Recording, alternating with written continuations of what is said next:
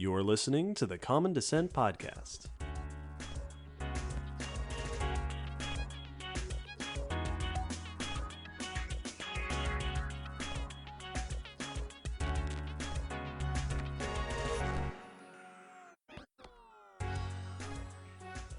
Hello, Will. Hello, David. Hello, everybody, and welcome to Common Descent, a podcast about paleontology, evolution, and the history of life on Earth. This is episode 200. 200! Our 200th episode. Amazing. It's so exciting. Every episode of this podcast, we discuss a main topic requested by our audience, and for this very special episode, we are doing the most requested topic in the history of the podcast. This episode is the fungus episode. Fungi. Fungi! We will be discussing what fungi are, what makes them distinctive from other life on Earth, how they work, what we know about their evolution and their fossil record. We're going to have a whole lot to talk about with fungi. Now, some of our listeners might already be thinking to themselves, how are you guys going to cover an entire kingdom of life and do justice to all of those requests for the topic in just one special episode? And the answer is, we're not. This episode 200 is Fungi, Part 1. After this, come back and join us for episode 201 and 202. It's going to be fungus for a month and a half. It's going to be among us for a while. Now, of course, this topic was requested, and we like to shout out our requesters. Before I get to that, I just want to put some things in context. The most requested episode in podcast history. Most of our episodes are requested by one or two people, maybe 5 or 6 people. Yeah. Sometimes we have a topic that is popular enough to have been requested 10 or more times. The current top 3 most requested episodes so far are Monotremes, episode 166, with 25 requests. Yep. Hadrosaurs, episode 176, with 30 requests. And The Record Holder, episode 189, Dromaeosaurs, with 32 requests. Pretty good. 32 is the standing record prior to this episode. The topic of fungi, fungus, the fungal kingdom was requested by the following 97 people. Will, you're going to have to help me out with this one. I'm ready. Big Boss Man, Brett, Morgan, Gemfire, 23 Skidoo, Aiden, Brian, Carl August, Cassandra, and Cheryl. Krista, Christian, Christy, Cleo, Comatose Chimera, Dan, Ed, Derek, Drew, and Frederick. Dance, Devo, Fern, Franz, Gabby, Hadley, Hot and Spicy Weiss, James, Janelle, Jessica. Joe, Jonas, Jonathan, Josiah, Karen, Carissa, Brian, Louis, Luke, Maurice. Kammer Literatur, Kirschnut, Kyla, Linmo, Mad Jack Mercedes, Michael, Mikhail, Milu, Naomi.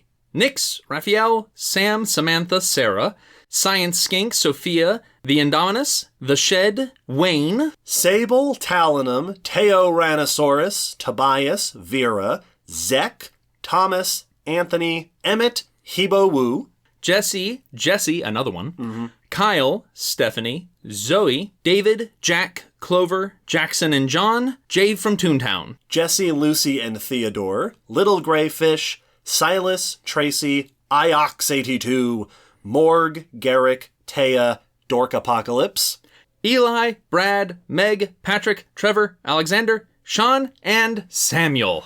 Thank you, everybody. That's all the time we have for this episode. 200. How exciting. Woo! Incredible. The most requested topic in podcast history. Our listeners really, really, really want us to talk about fungi. Okay. I'm super excited. It's a super fun topic. Totally excited. This one blew everything else out of the water. It is not only the most requested episode of the podcast so far, it might very well be the most requested episode we ever get. Yep. Having said that, dear listeners, if you have topics you'd like to request, you can always do so On our website, there is a topic request form. You can find links in the episode description. Please do not spam the topic request form trying to set a new record for requests to topics. Don't do that. If the topic request form becomes unusable, we're going to have to stop using it. So please let it happen naturally. I know what kind of shenanigans the internet likes to get up to. But do go submit requests if there are things you would like to hear us talk about. Now, we've got a lot of fungus to talk about in this and upcoming episodes. But first, let's get through some quick announcements. Number one, we have a Patreon. Everything we do on the podcast is supported by our supporters on Patreon. Patrons get all sorts of fun goodies, live streams, bonus content, etc. And sometimes, at certain levels, you get your name shouted out on the podcast. This episode, we would like to welcome new patrons, Maui, Toby, and Far Too Critical. Welcome. Thank you so much for your support. Listeners, please consider joining and supporting our science education efforts on Patreon. Links down in the episode description. A few more quick things. At the beginning of September, we were at DragonCon. Yes. It was tons of fun. Hopefully there'll be videos up on the DragonCon YouTube channel in the not-too-distant future. Yeah, I know they're working on them right now. Lovely to see all of the listeners and fans who came to see us there. Next month, October, is Spooky Month. Yes. We will be filling October with speculative evolution. This year's theme is tiny monsters. Teeny tiny ones. We will be speculating on the evolution of tiny monsters from popular fiction. Stay tuned for that. And then there will be a spooky live stream in November. Also ongoing series that continue, Spotlight 2024. Woo! Keep your ears out for more interviews between us and our fellow paleontology communicators. Also, we have a physical mailing address. We recently received a postcard from Bugs All the Way Down, sent to us from the Lisbon Oceanarium. Yeah. Which is very cool. It sounds like a cool aquarium. Yeah, and the postcard is neat. It's got a bunch of cool animals on it. So, thank you, Bugs All the Way Down. And if you, dear listener, would like to send us something physical in the mail, you can find that information on our website. Will, you've got a thing. Yes, I have an update. Ryan on Discord informed me that I misrepresented my telomere information from the last episode ever so slightly. Telomeres are indeed the code at the end of your DNA, and they are indeed linked to aging from our understanding, but it's not that it eats into your DNA. When you run out of telomere, your cells stop splitting, so you stop getting new cells, so the cells in that organ or that part of your body just start aging and dying and not replacing themselves. So your tissue breaks down and your systems break down. Yeah. So I had misremembered it. I was firing from the hip memory-wise in that episode. So thank you, Ryan, for correcting me. That was last episode about hibernation. Another exciting update that is fitting for our 200th episode. This is a milestone. We're a business now. We are officially Common Descent LLC. Common Descent LLC exists. Stay tuned for more about what that means. Yeah. But it's very exciting for us. I mean, we're official. Yes. Finally, at 7.5 years in, we're doing it. It won't affect most things on your all in, but Nope. We're doing a bunch of work. Those are the announcements done. Let's move on to the news. Every episode, before we get to our main topic, we like to talk about some recent news from the sciences that intrigue us. Will, what news do you bring? Teeth.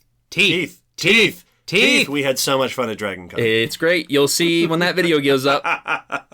I have news about studies on ornithopod dinosaur teeth and how they changed over time and what it might suggest about how their diets were shifting and their tooth replacement patterns. This is research by Attila Ossi et al. In Nature Communications, and the article is a press release in phys.org from the Natural History Museum. That article will be linked in the blog post for this episode. So ornithopod dinosaurs include a variety of dinosaurs, but these are looking at things like iguanodon, your hadrosaurs, a lot of those types of dinosaurs that were very famous chewers and have been known to be some of the most highly adapted and complex plant-eating animals our Earth has ever seen. Yes, episode 176. But the details of how they became so good at plant eating and how it shifted in the group, how it changed over time, because they showed up in the Jurassic and then really are famous. A lot of the famous members are in the Cretaceous. The exact patterns there have not been looked at in detail, so this study was wanting to look at that, particularly looking at tooth structure, but also microwear to try to figure out what was happening with the teeth, what were they eating, and what was the status of the teeth in these mouths. Microwear are microscopic patterns left by chewing on the teeth. Indeed. They looked at the wear patterns on the teeth, also the numbers of teeth to track the increase in those dental batteries, those formations of many, many teeth that form a chewing surface in some of these dinosaurs, but also looking at the replacement rates based off of the tooth, the conditions of the teeth, of how quickly were they replacing teeth, and was that changing over time? And they found some very interesting patterns. Over the evolution of this group, they noted that they do steadily increase replacement rate from the Jurassic members to the Cretaceous members. That over their evolution, the teeth start replacing faster and faster, up until, for the later, as they put it, deeply nested taxa, the later members were wearing down teeth on an average of less than 2 months, wearing down a tooth. Wow. So they were wearing through teeth in matters of weeks. Yeah. Very quickly, which means that likely was part of the reason that many of those later members also had tons of teeth in their mouth, was to keep up with this rate of wear. Yes. Not just for the large chewing surface, but also to keep up with the rate that they were going through teeth. This is in addition to other changes that happen in the group, some of which were known, like overall the group gets bigger over time, which has often been associated with a more dedicated and specialized herbivory because you have more room to ferment and digest the tough plant material. Their teeth numbers increase, and increase in complexity, which is a thing that's known, but they were found a consistent pattern in many groups.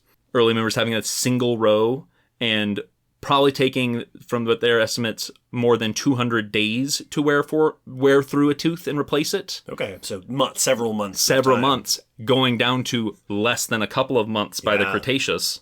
They said as little as 50 days. So very quickly using up these teeth. They also got more complex wear patterns in the teeth, where they wore down to these complex chewing structures. They saw that pattern in these groups. And happening at certain stages, by the late Jurassic, they had what they called the Van Ebner line wear pattern on the tooth. And then by Cretaceous, they had the increased replacement rate. Gotcha. So they were kind of happening in certain steps. The later ornithopods also moved their jaws in more complex ways, able to chew side to side and back and forth. Yeah, which is also going to change the wear on the teeth. Mm-hmm. This all goes together to suggest that the earlier members were probably browsers and frugivores, eating fruit-ish things. Mm-hmm. Softer stuff that didn't require them to go through teeth as quickly, didn't require the complex battery of teeth, while later ones were probably feeding on tougher plants that eroded the teeth more quickly, also seemed to be more specialized for bulk feeding with bigger bodies, bigger tooth batteries, tougher, less nutritious plants, all of these things going together with those increases in complexity and increase in replacement speed. Yeah. It's an interesting point because that increased ability to chew properly isn't just meaning that you can eat more plants or eat plants more efficiently.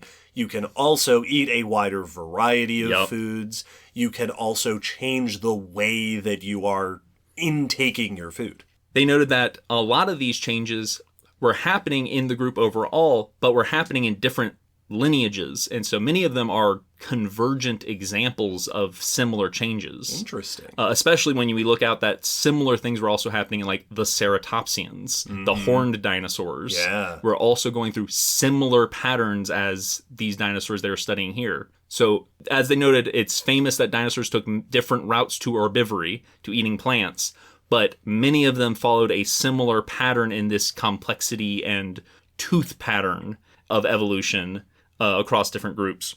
The microwear supports this transition in eating kinds of food and eating styles. In an interesting way, the earlier members have more pitting in the teeth, while later members have less pitting but more notable scratches. And they think that might be that the pitting might be from earlier members eating more seeds and maybe more ground-lying things and getting grit in there. while the later one suggests less of that kind of eating and eating tough plants that's scratching the tooth. Mm-hmm. So it's kind of an interesting, there's actually more wear, more notable heavy wear on the earlier teeth, even though it's likely that the later groups were eating tougher food. Yeah, the pattern of wear shows up more evidently. Mm-hmm. And so it's not, the pattern doesn't match exactly what you might expect it to, with them getting more wear as they eat tougher stuff. The wear changes. Yeah. And they mentioned the question of whether or not this is due to the fact that flowering plants coincide with some of these changes, but that they hesitate that might not be the best answer, because even though they do start to diversify during this change, they still would be more uncommon than a lot of other plants. Right. So maybe that was part of why they started eating differently or eating different things, but there could be other reasons that they were chewing differently. Yeah, it could be that they changed their chewing style and their tooth style for a different reason, and then that made them extra prepared when flowering plants became much more widespread. Yes.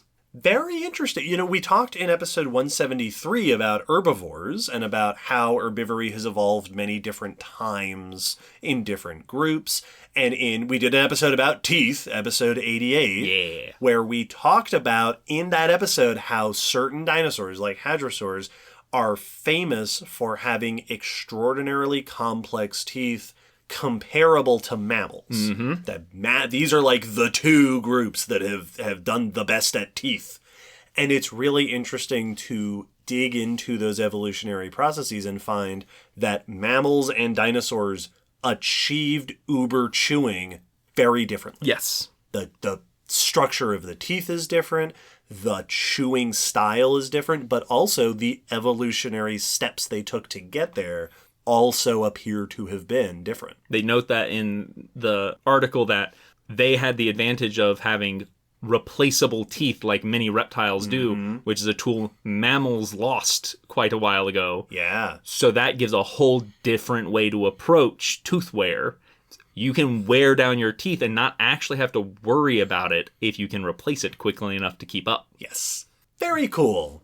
Well, while we're talking about fossils from the Mesozoic era, I've got some news about pterosaurs. Cool. These are the flying reptiles of the age of dinosaurs, and much as your news was about how your animals ate, this is about how these animals flew. Cool. This is research by Kirsten Rosenbach et al. In the Journal of Vertebrate Paleontology, and in the blog post we will link to an article in Cosmos by Evrim Yazgin.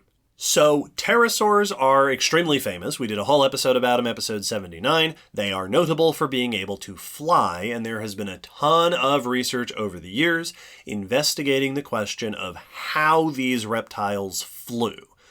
How did they get into the air? How did they move through the air? How were they different from birds or bats? How were they similar?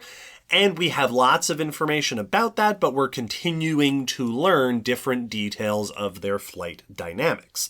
This paper contributes some new information to this discussion with the description of two new pterosaur specimens. These two fossil pterosaurs come from the latest Cretaceous of Jordan around 70 million years ago in what was at the time a coastal environment on an ancient landmass that we call Afro-Arabia. Both of these pterosaur fossils are quite large, which is always exciting, and they have three-dimensional preservation of the bones of the wings, which allowed these researchers to get a close look at the structure of these pterosaur wing bones. Very nice.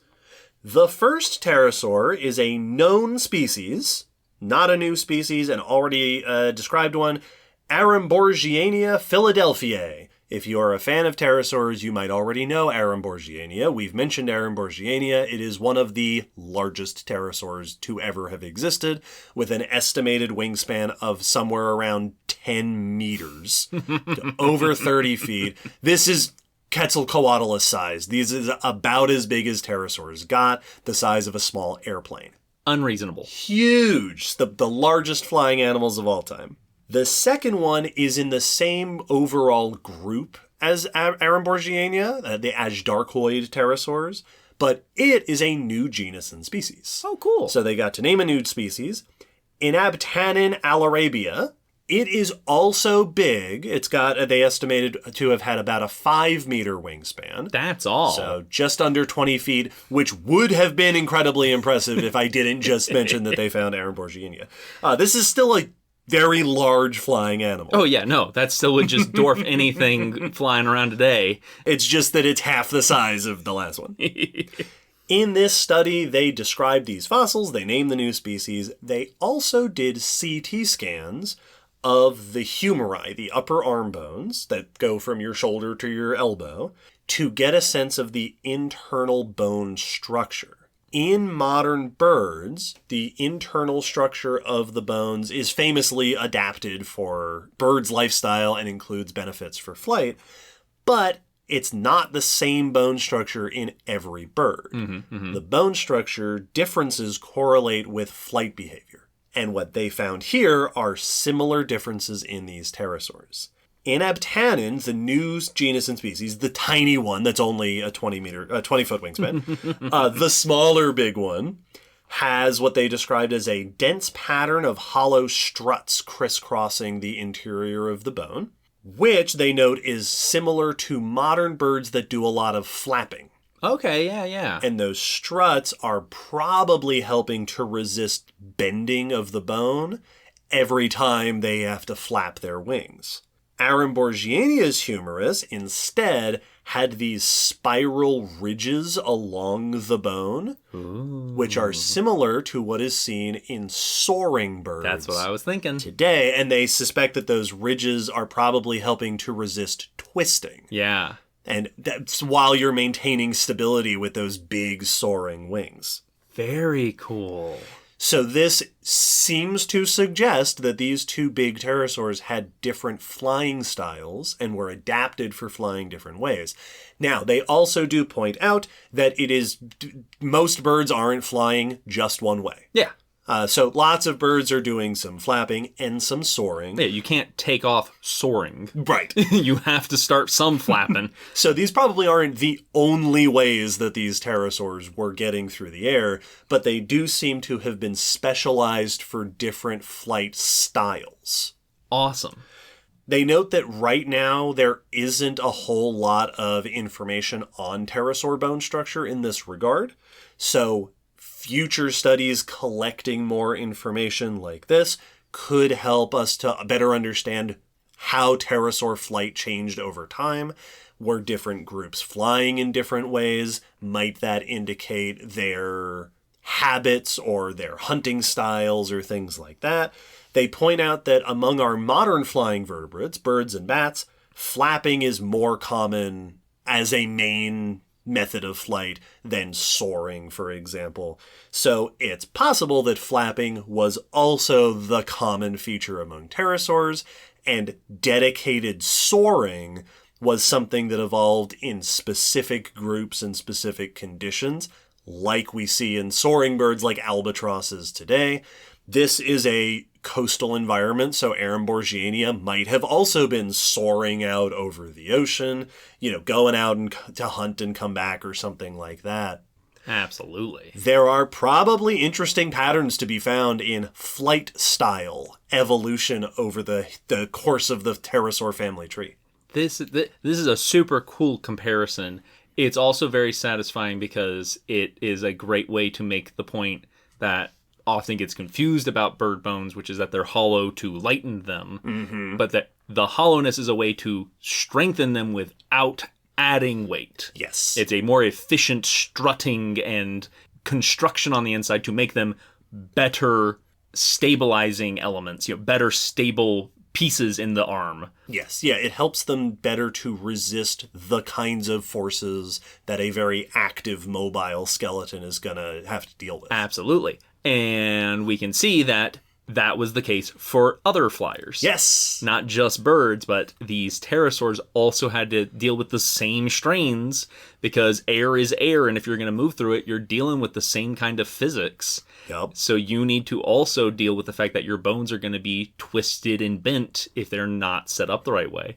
It's a very satisfying to be like, yeah, no, see, this is what we mean when we say yes. hollow bones. It's the structure for the purpose, not they're not throwing off ballast. Yes.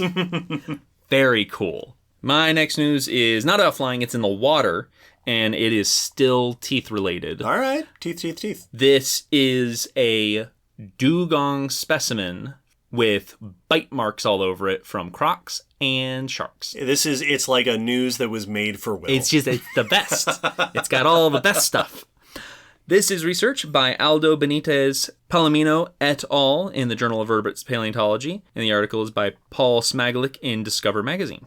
This is an exciting find because, as we've mentioned, evidence of, feeding evidences and trace marks are not uncommon, but it's very often difficult to get a lot of info from them. They can often be degraded, especially if it is a feeding thing. That often means that the specimen they were feeding on might have gotten et. Yes. And so you might not have much of it. So this is a actually very rare and highly informative situation because of the condition. The specimen is a dugong-esque. It's a dugonganine sea cow. The dugongs are manatees, and dugongs are part of this Sirenian family. So your sea cows includes the dugong today. This is more in that group. They identified it to genus, but not species. And the genus is Culebratherium. Culebratherium means snake beast?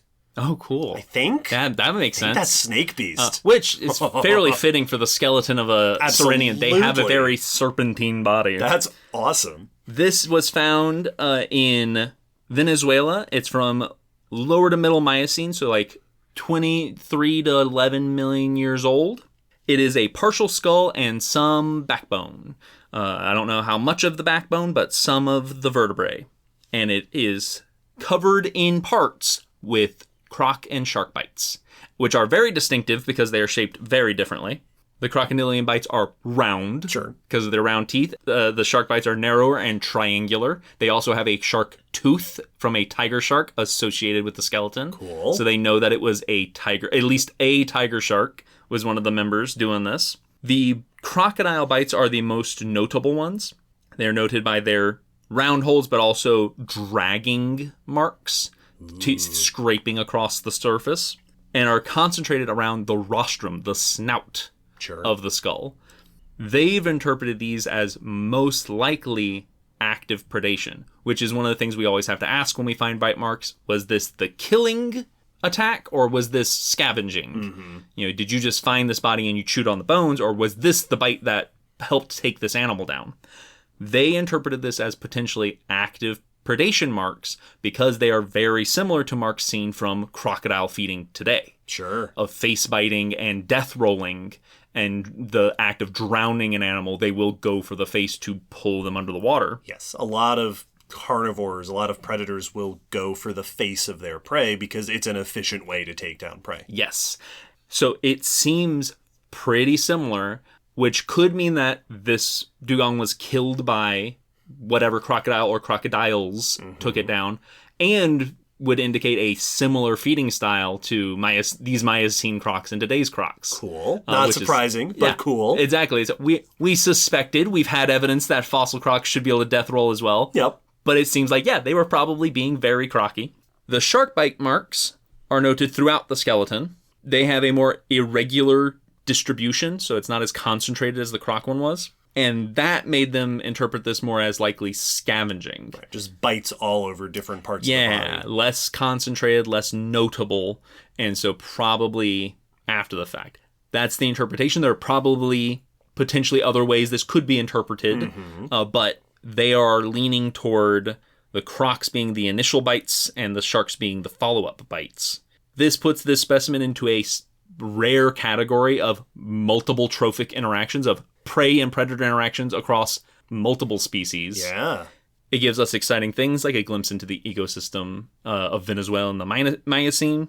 It's also exciting because, as said, scavenging often cannot leave as much trace because the body can get distributed and disassembled, so it's just less likely to preserve nicely together. So this is a particularly good example for us to learn about the scavenging and hunting potentially. And it's exciting because it's one of the few fossils found from this site, which was the Agua Clara Formation, which is evidently a fairly recent site and has not been excavated much. Cool. So this is one of the first fossils found at the site. Maybe there's a lot more bit bones to find. They're hoping to find the crocodiles, because right now we have no idea of what kind of crocodile did this. Oh, interesting. Because their teeth aren't distinctive enough to leave a characteristic mark.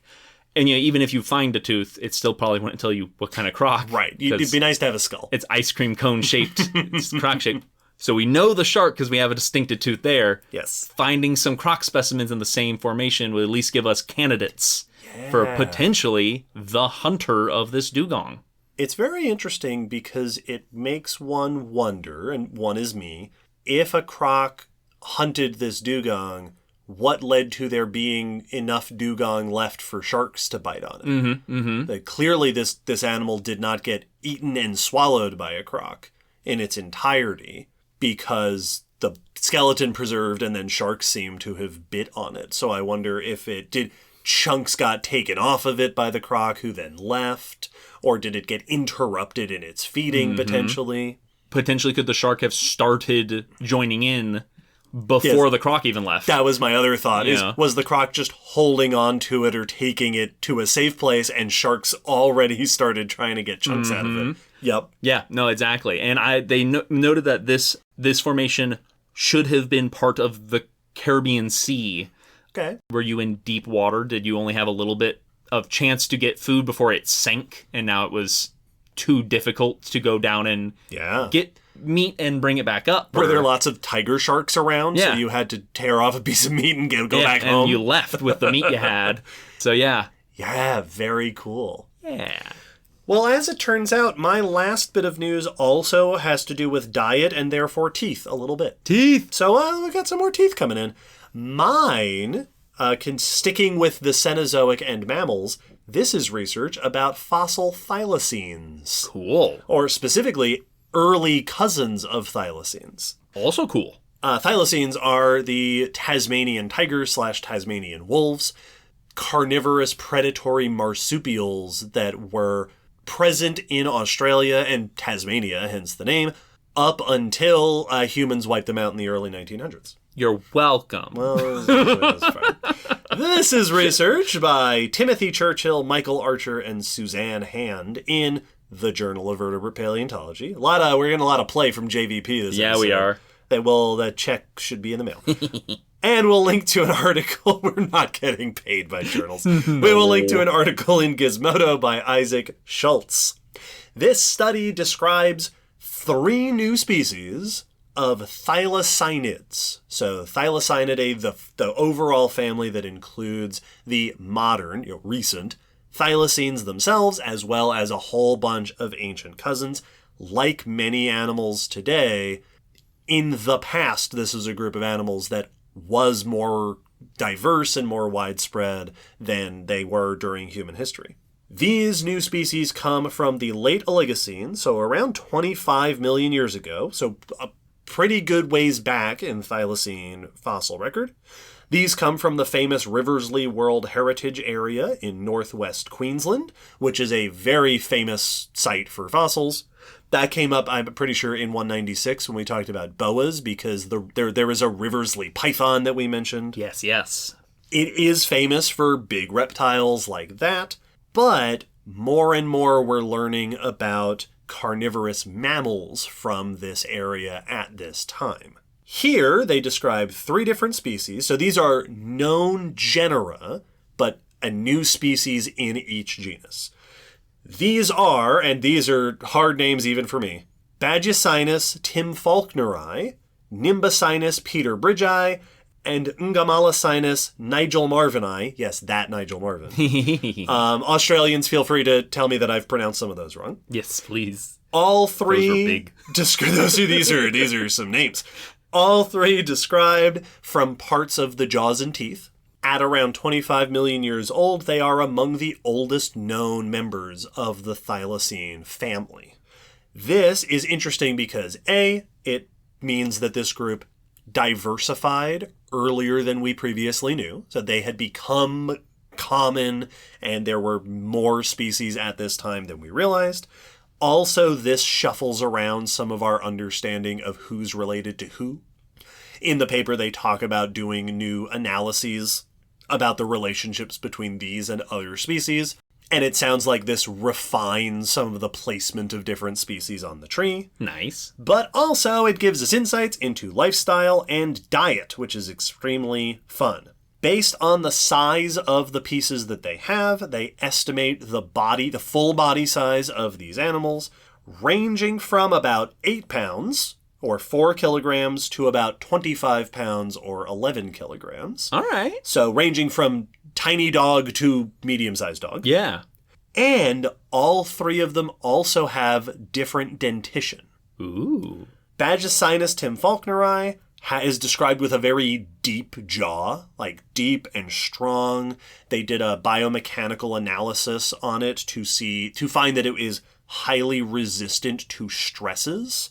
This is very similar to things like hyenas today, also Tasmanian devils. Yep. Which are durophagus. Yep. We talked about durophagy in episode 197, all about chewing on very tough foods. So in this case, probably chomping on bones. Cool. Like hyenas do that, Tasmanian devils do that. This was an ancient thylacine that ate all of its prey. Ungamalacinus nigelmarvini has molars that they noted are shaped more like slicing teeth than the more typical crushing morphology, which is something we see in things like cats, which tend to be more hypercarnivorous, so eating almost exclusively or exclusively live prey, or scavenging, but eating all meat and with teeth for shearing meat efficiently off the bone. And the last one, Nimbacinus peterbridgei, they noted the jaw shape is less specialized. Okay, yeah. Isn't notably different, and in fact it is more like the ancestral condition for these carnivores, and probably this was a generalized diet for an animal, that it was just eating whatever it could get a hold of. Awesome. So this not only increases the known diversity of carnivores in Australia at this time, but also the diversity of ancient thylacines, that these weren't, as is so often the case, we had this one species that we coexisted with, the thylacine down in Australia, and it has a particular appearance and a particular lifestyle, and its relatives in the past came in a variety of shapes and sizes and lifestyles. Very awesome. I really hope they find more so that we can see what the bodies were shaped like. Yeah. Because those are very different size ranges, so your proportions are probably going to be different in that regard just because of a medium dog's not shaped the same as a small dog. Sure. But also if you're doing more hyena-esque and more cat, right. or are you shaped more like a hyena, yeah. or more like a Tasmanian devil? Yeah, exactly. And are we going to see certain things of were some of you pursuit predators? Mm-hmm. Were some of you more ambush predators? Yeah. Were you just doing all of the carnivorous mammal things? Yeah. And what was the generalist shaped like? What we would expect? Were you shaped more like a coyote or a fox, where yes. you were shaped more like a generalist, or were you also shaped uniquely? Yeah. And then we can give them all marsupial then we can names. figure out what animal we're going to name you marsupial after. Cheetah, and the marsupial hyena, and marsupial badger. Yep, exactly. Absolutely. That way we can name them all after normal animals. We have to know what animal you look like so we can give you that What name. kind of animal was this thylacine? Yes, exactly. Because, real animal. We mean real animals.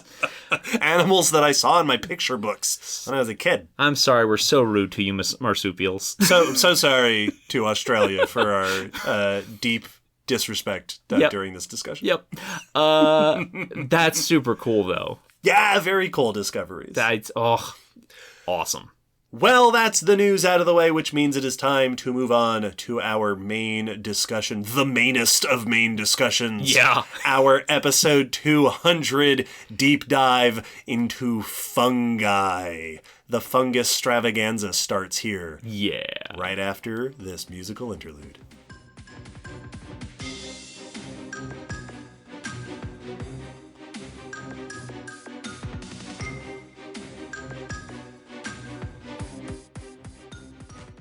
Let us begin our grand fungal adventure by zooming way out. Life on Earth is made of cells. Life on Earth is categorized into two major groups based on the type of cells that they have. I love when we have to define all the way back out. These ground, like major basal level things. If we're going to talk about fungi, we have to talk about all life. Yes, just for a second. I love when we have to do this. Life on Earth is prokaryotes and eukaryotes. Prokaryotes are, quote, simple cells. These are cells with no nucleus. The DNA, in our cells, our DNA is concentrated in our nucleus inside the cell. In prokaryotic cells, the DNA is just sort of floating around in the cytoplasm, the cell fluid. Prokaryotes are all single-celled or very simple, like colonial gathering behaviors. They are also the oldest life on the planet. Yes. Prokaryotes include two major groups, bacteria and archaea. Archaea are weird bacteria. Yep. They used to be called archaeobacteria. Like, that's how I first learned them. Yep, same. Prokaryotes are also the vast majority of living organisms on the planet. Yep. Eukaryotes are the other side of the equation. Eukaryotes are the complex cells. Eukaryotes have a variety of internal structures that aren't seen in prokaryotes. Organelles, these are your Golgi apparatus and your endoplasmic reticulum and all those things that you learned about back in biology. Also, nuclei. Yes. A eukaryotic cell has a nucleus that holds all the DNA. Eukaryotes also have things like mitochondria and chloroplasts. Eukaryotes include a variety of both single-celled and multi-celled organisms.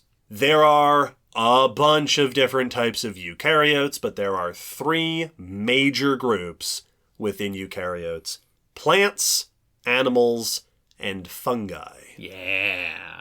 They are, all three of them, different in not only how they're structured, but how they live. Mm-hmm. Plants range from single-celled organisms, like algae and stuff that is single-celled, to some of the biggest organisms on the planet, gigantic trees and such. When plants are multicellular, their body often has a stem, roots, and leaves or photosynthesizing organisms. Cells come in a whole variety of different shapes, but that tends to be pretty common. The cells themselves have a cell wall. Yeah. This is a famous feature of plant cells. They are surrounded by a wall that is composed of cellulose. This is one of the famous things about plants. The other thing is that plants have chloroplasts. Yes. They use those chloroplasts to satisfy their nutritional demands. Plants are phototrophic. They get their energy by harnessing the light from the sun to do all the things that their body needs to do.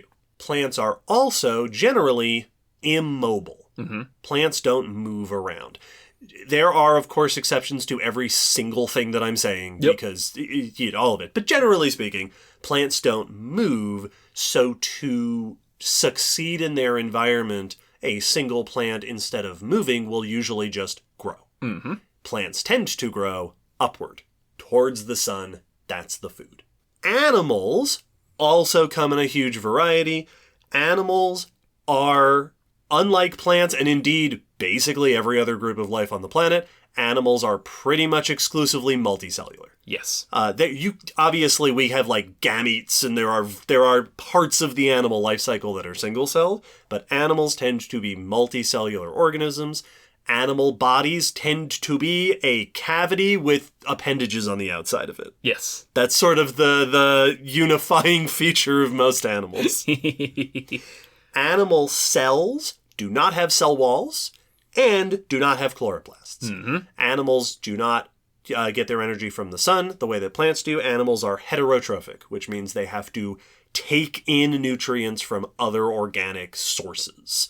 In the case of most animals, that means we eat stuff. Yes. We take stuff, we put it in our bodies, we digest it, we get the nutrition that way. Animals also tend to be mobile. Animals can walk and fly and swim and do all sorts of stuff like that. This brings us to fungi. That part was important because fungi are alien creatures, and it is important to understand what animals and plants are to start getting at what makes fungi distinct and weird. To truly appreciate how bizarre they are compared to us. Fungi are so cool and weird. This is very exciting.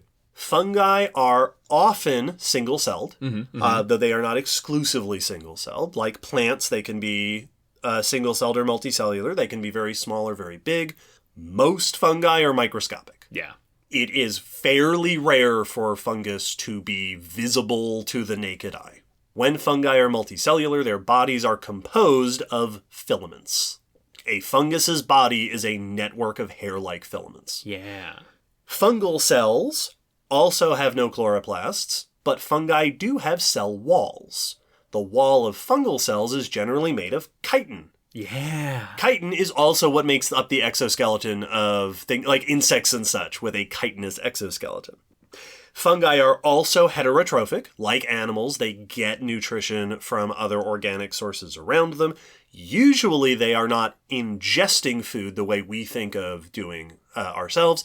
They are absorbing nutrients through their cell walls and through their interactions with the ecosystem. Like plants, fungi tend to be non-mobile. They generally stay still and grow vegetatively, right? They grow bigger and bigger.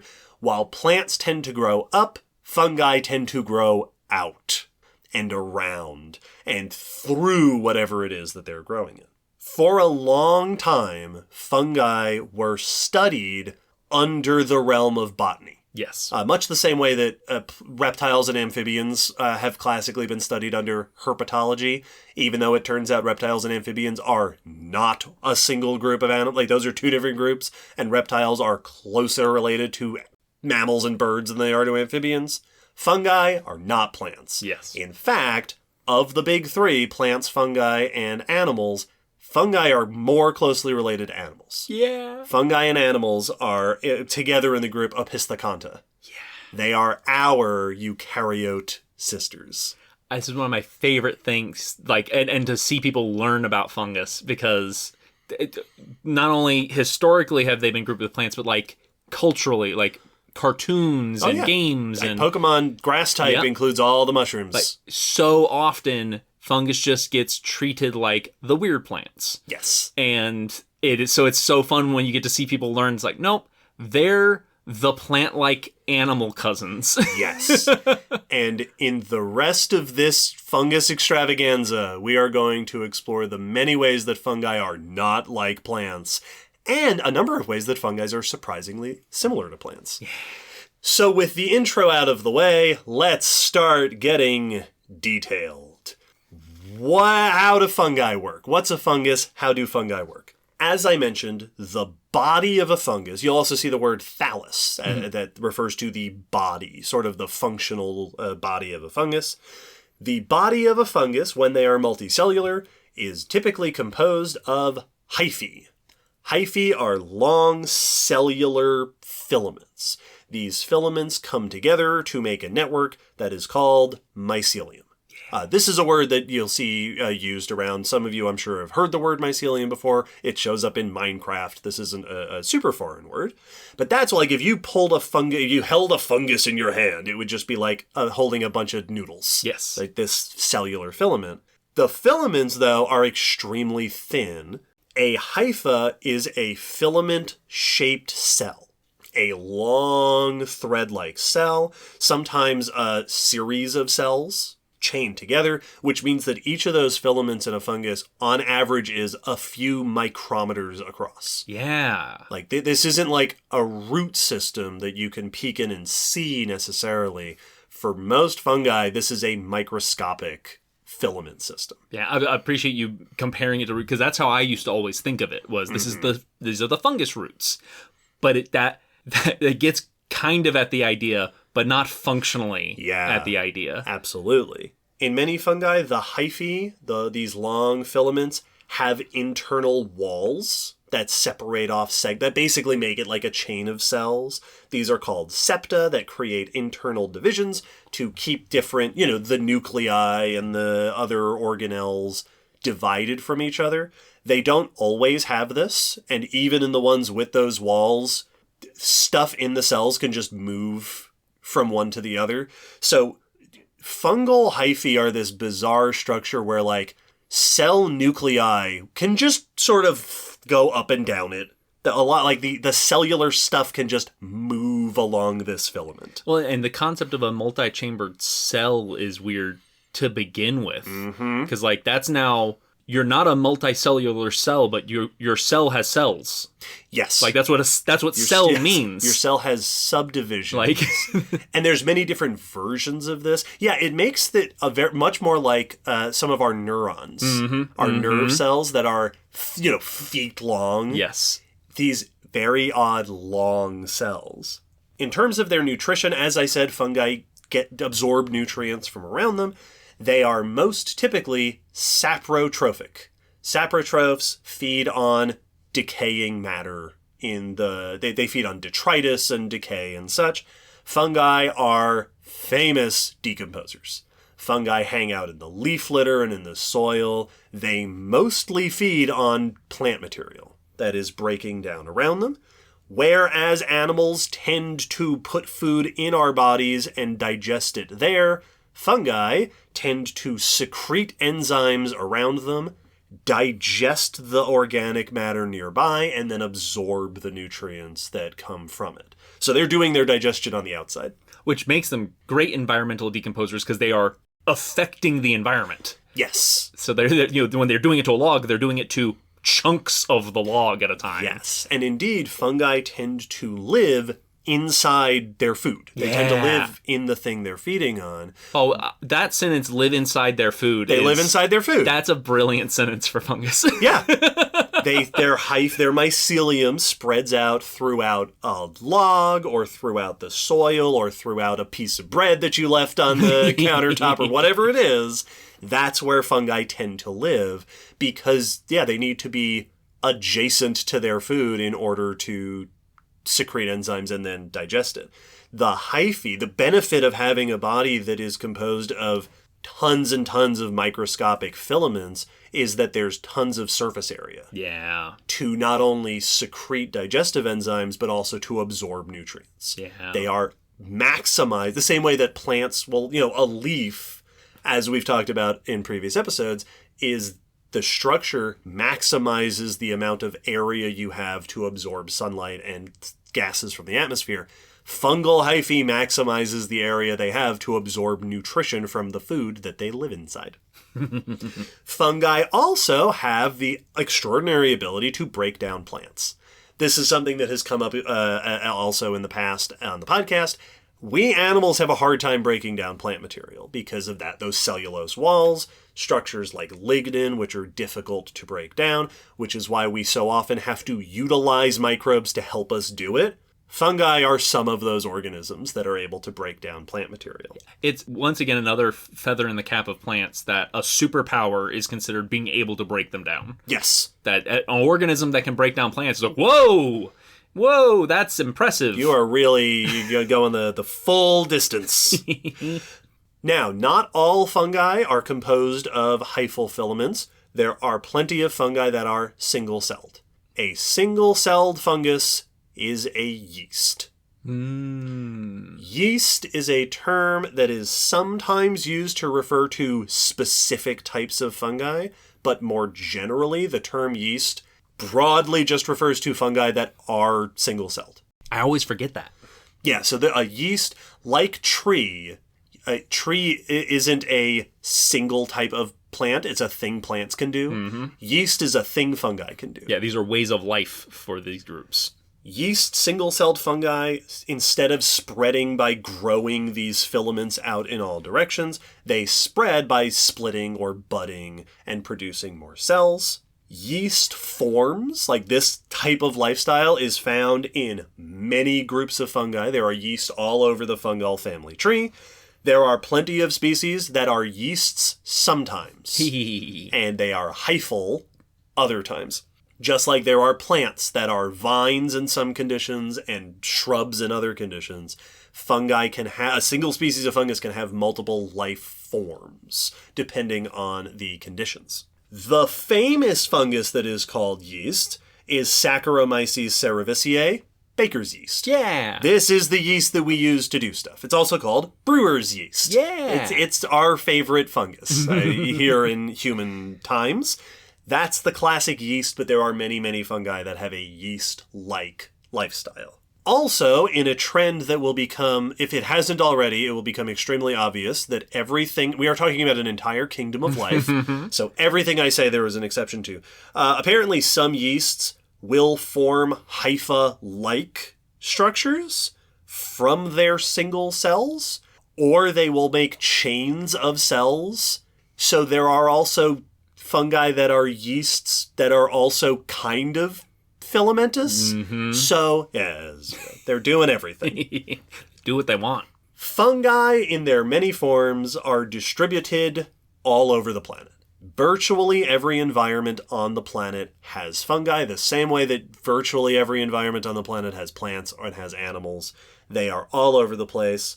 Fungi are most commonly associated with forests, with humid environments, like places like where we live, the temperate forests, like here in the US. Great places for fungi, some of the most classic habitats for fungi. But they also live in rocky environments, they live in the ocean, they live in Antarctica. There are fungi all over the world. In these environments, as we mentioned, they are important decomposers. Fungi are an essential part of returning nutrients to the soil.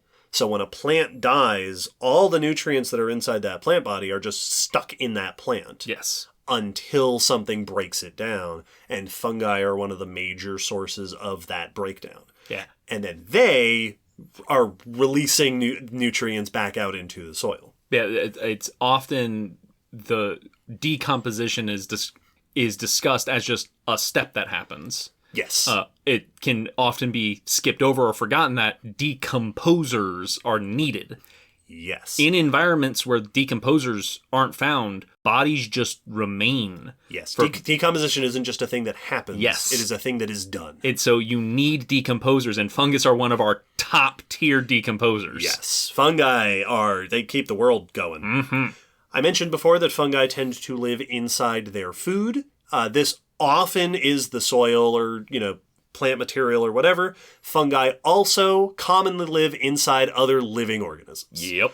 Fungi are very common as parasites, as pathogens, disease-causing organisms, and as symbionts.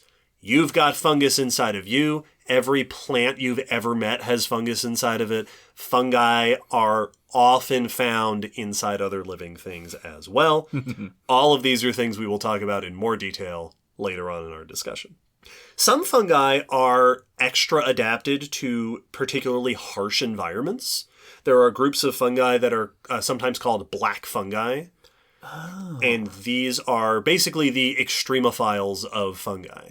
They are able to withstand extremes of temperature and radiation. If I remember correctly, the fungi that have been noted growing in old nuclear reactors are part of these groups of these harsh environment fungi. Cool. Very cool. And speaking of fungi adapted to extreme environments, fungi are also famously part of the organismal gestalt that is lichens. Yep. Fungi and algae exist in a symbiotic relationship to form lichens, and by their powers combined, lichens are able to survive in environments that plants or fungi alone would struggle to get started in. So fungi come in a wide variety of where they live, how they live, what they do. In total, there are more than 100,000 identified species of fungi. It is the general consensus among biologists that is nowhere close to the actual diversity of fungi on Earth. I have seen numerous papers make reference to the fact it is estimated that there may be at least a few million fungal species on the planet. Fungi are hard to study. Well, not only can they live in extreme environments, so they are likely living in places we have not explored well yet. That it's hard for us to take a survey of the fungus in the Mariana Trench. I'm sure there's stuff going on down there we just don't have the time to find. But also because they are microbe-esque in the way they often live, you could have a single species that's living in this very small, secluded place that unless you check that one area, you won't see that species pretty much anywhere else. Yeah, fungi are this interesting, of the big eukaryote trifecta, plants, animals, and fungi. There are others. There's tons of protozoans and other eukaryotes, but plants, you can't look at Earth and not see plants. Mm-hmm. They are everywhere. As Allie has pointed out, plants are the organisms visible from space. Animals are slightly less visible, but you can hardly take 10 steps on this planet without encountering some sort of animal that you can see or feel or hear. They are very noticeable. Fungi are no less diverse and no less widespread, but they tend to be microscopic, and they tend, even when they're not microscopic, they tend to be hidden. Yes. They tend to be inside the soil or under the water or inside other organisms. So fungi are kind of the hidden third member of that trifecta. They're everywhere, you just don't notice them as obviously. Well, it's got kind of that the Ant-Man situation of like, if you shrink down, you're effectively going into another universe. That fungi are outside of our size perspective. Yeah. We are so big. Like, if we were a itty bitty beetle, I'm sure we would be much more familiar with fungi, because we'd be down in the dirt, we'd be burrowing, and we would be much more familiar with these things as a normal fact of our day to day. But we're just so ginormous compared to the scale that fungi are happening at, that it's really difficult for us to, and, it's very much how like bacteria, where it's like, you can say bacteria is everywhere, but actually understanding that that's true is really difficult. Yes. It's got kind of that vibe. It's so far outside our realm of perspective that you have to bend your thinking a little bit to really understand it. Yeah. Well, and this is part of the reason why, just we as day-to-day people aren't as familiar with fungi, but also that science isn't as familiar with fungi. They have not received as much study or as much attention as plants and animals. They're harder to study, they're harder to identify, they're harder to get hold of, and they're also harder to find justification to study in depth. Even though there are tons of important reasons to study fungi, they're not as obvious a target as plants or animals have been historically. So we are behind on fungus science in comparison to other life forms. It's also harder to communicate your finding, because you can't show the public a picture of your fungus. Right. Because it's just going to look like a bunch of microscopic thread. It's an electron microscope slide. Yeah. And they're either going to look the same as the last one you showed because it's basically the same structure, or so wildly different, and you're looking at cells. So I can show you the new plant. Here is the pot with the plant. I put it in my garden. Here's the new frog. Yeah, it looks pretty much the same as the other frogs, but I know what a frog is. Yeah, here's the individual that we're talking about. I found this frog and took a picture of this frog. So it's hard to, once again, like bacteria, I can show you a picture of a virus or bacteria, but that doesn't mean anything to most people. Like, it's a bacteria. It's abstract. It's, all right, cool. It looks like an unfolded clown balloon. Yep. It's a long balloon, kind of. That's hairy. So fungi are this underappreciated section of our relatives.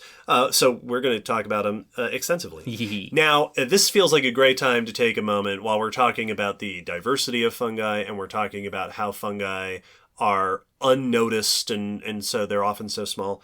Fungi also includes arguably the world's oldest and largest organisms. Yeah. There is a famous fungus, and indeed, there are not many famous fungi in the world. This is one of them. A species of fungus known as Armillaria ostoyae, which is a fungus that grows on wood, hardwoods and conifers and such like that. Very famously, in a forest in Oregon, researchers surveying the area collected fungal samples from a bunch of different places and identified genetically identical fungal samples across something like 10 square kilometers of forest that appears to all be part of the same fungal body. Yeah. That growth of mycelium that often is, around that piece of bread or just under the surface. Or when you see a fairy ring of mushrooms, that's because a fungus grew in the middle of that and is making those mushrooms around the edge of it. That's the same organism. This is a fungal body that appears to span over many kilometers of forest. Estimates of its total biomass, which have to be estimates because we can't get the whole thing. You can just get pieces of it. Estimate that it may weigh several thousand tons at least. And based on the size that it is estimated at, it is predicted to be at least a few thousand years old, making it among the largest and oldest known living organisms on the planet. It is also not the only one of these. Like this kind of acres of single fungus have been identified in a few different places. I think they're all the same genus, the Armillaria. I think there's some in Michigan that are like this. So it seems that if it's left to grow, fungi can become truly enormous organisms. Well, and this is another reason it's hard to like wrap our animal minds around these things, because like at that point, using the terms like individual feels like we're using the wrong. We're now using. It's like when going to another dimension and physics is different. Yes, the concepts of individuality probably don't exist the way we fathom them when you're dealing with fungi, especially fungi like this. There's no way you can call 5 acres of a thing one individual. That's got to be something different happening. But what is it? How do you define that? Yep. And speaking of that, that's a great segue into the next thing that I want to talk about, which is how fungi reproduce. Yay! This is an extraordinarily important part of understanding fungi. This topic is going to come up over and over and over again as we continue to talk about this. Much the same way that you can't understand animals and plants without knowing how they reproduce. Same thing with fungi. Obviously, fungi grow. They grow like plants do. You know, plants grow their roots and branches and such. Fungi also reproduce to make new fungi. Many species are capable of reproducing asexually, that is without a mating partner, or sexually. Again, much like plants, most plants can do both. Asexual reproduction in fungi. Now, I mentioned yeasts, which are single-celled and they just bud. They just split into new cells or bud off a new cell. But hyphal fungi will often reproduce asexually by producing spores. A spore is a cell, a specialized little cell that can break off from the body and go off somewhere and grow into a new fungal body. Fungi also can reproduce to various extents by just breaking. Yep. Like you were just saying, you know, what is the individual? If you could just break pieces off, and depending on the circumstance, I don't know how common it is or if that's, you know, what effect that has on all different types of fungi. But yeah, you know, you just have 2 chunks of fungi that are growing. Well, it's similar to like growing plants from a clipping, where it's like, once again, they work differently than us. They can become 2 if the situation's right. Some fungal species are only known to reproduce asexually. Yeah. And this is important not only because that's cool, that these are asexual reproducing species, but every time I saw this mentioned in any paper, they specifically phrased it, asexual reproduction is only known from this species. Because there is always the case that they are capable of sexually reproducing, we just haven't seen it. Well, yeah.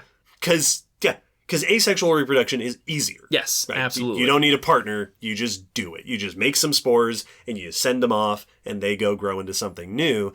That is, in theory, much easier to catch in the act than sexual reproduction. So there are likely fungi that don't do sexual reproduction, but there are also very likely fungi that do it, and we just haven't seen it yet. No, like, especially if it's a situation where we only do sexual reproduction when times are tough, and we need to increase genetic diversity to survive. Yes. So if it's a very rare situation that causes them to do it, and you've just never witnessed that fungi in that situation where it has other fungi that it can reproduce, yes, who knows? And then, of course, there's sexual reproduction.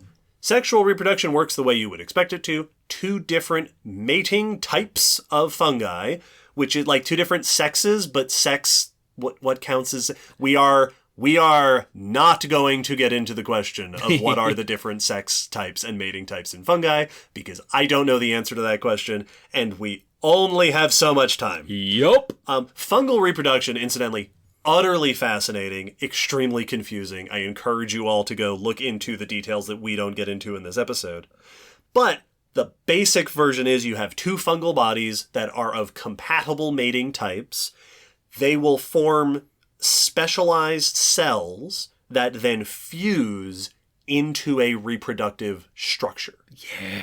So they'll join together to make a reproductive structure that houses zygotes, so the developing into new fungal components, and then produce spores. Yeah. So they will actually make a little joint structure that itself produces the new spores. This would be like if when we wanted to make babies, we held hands and our held hands became the womb. Yes, absolutely. Absolutely. Just to emphasize how alien and crazy fungi are. Well, and to be, I think, a little more clear, it would be like if we grew a third hand. Yes. We special produced... third hand, and then we held hands with that. Yes. And then that became a womb. Yep. And if you keep that image in your mind, things are going to get so much weirder. Later, we're going to stay with that anecdote. Yes. Or that allegory. When it comes time to, once the spores are produced, much like plants and animals, fungi have to get the spores out there. Most typically spores in fungi are dispersed by wind. The same way that, pollen is dispersed by wind. Fungi will also use wind or water.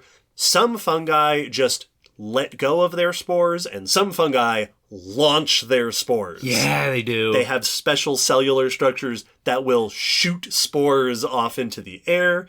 Some of them do this by the millions. Yeah. You'll just get this cloud of spores that spreads out into the wind to go make more fungi elsewhere. Well, and speaking of record stuff, some of those launching ones, I think, are some of the fastest moving organism parts and bits on the planet. Yes, I think that's in my notes somewhere. Yay. We will see if we find it.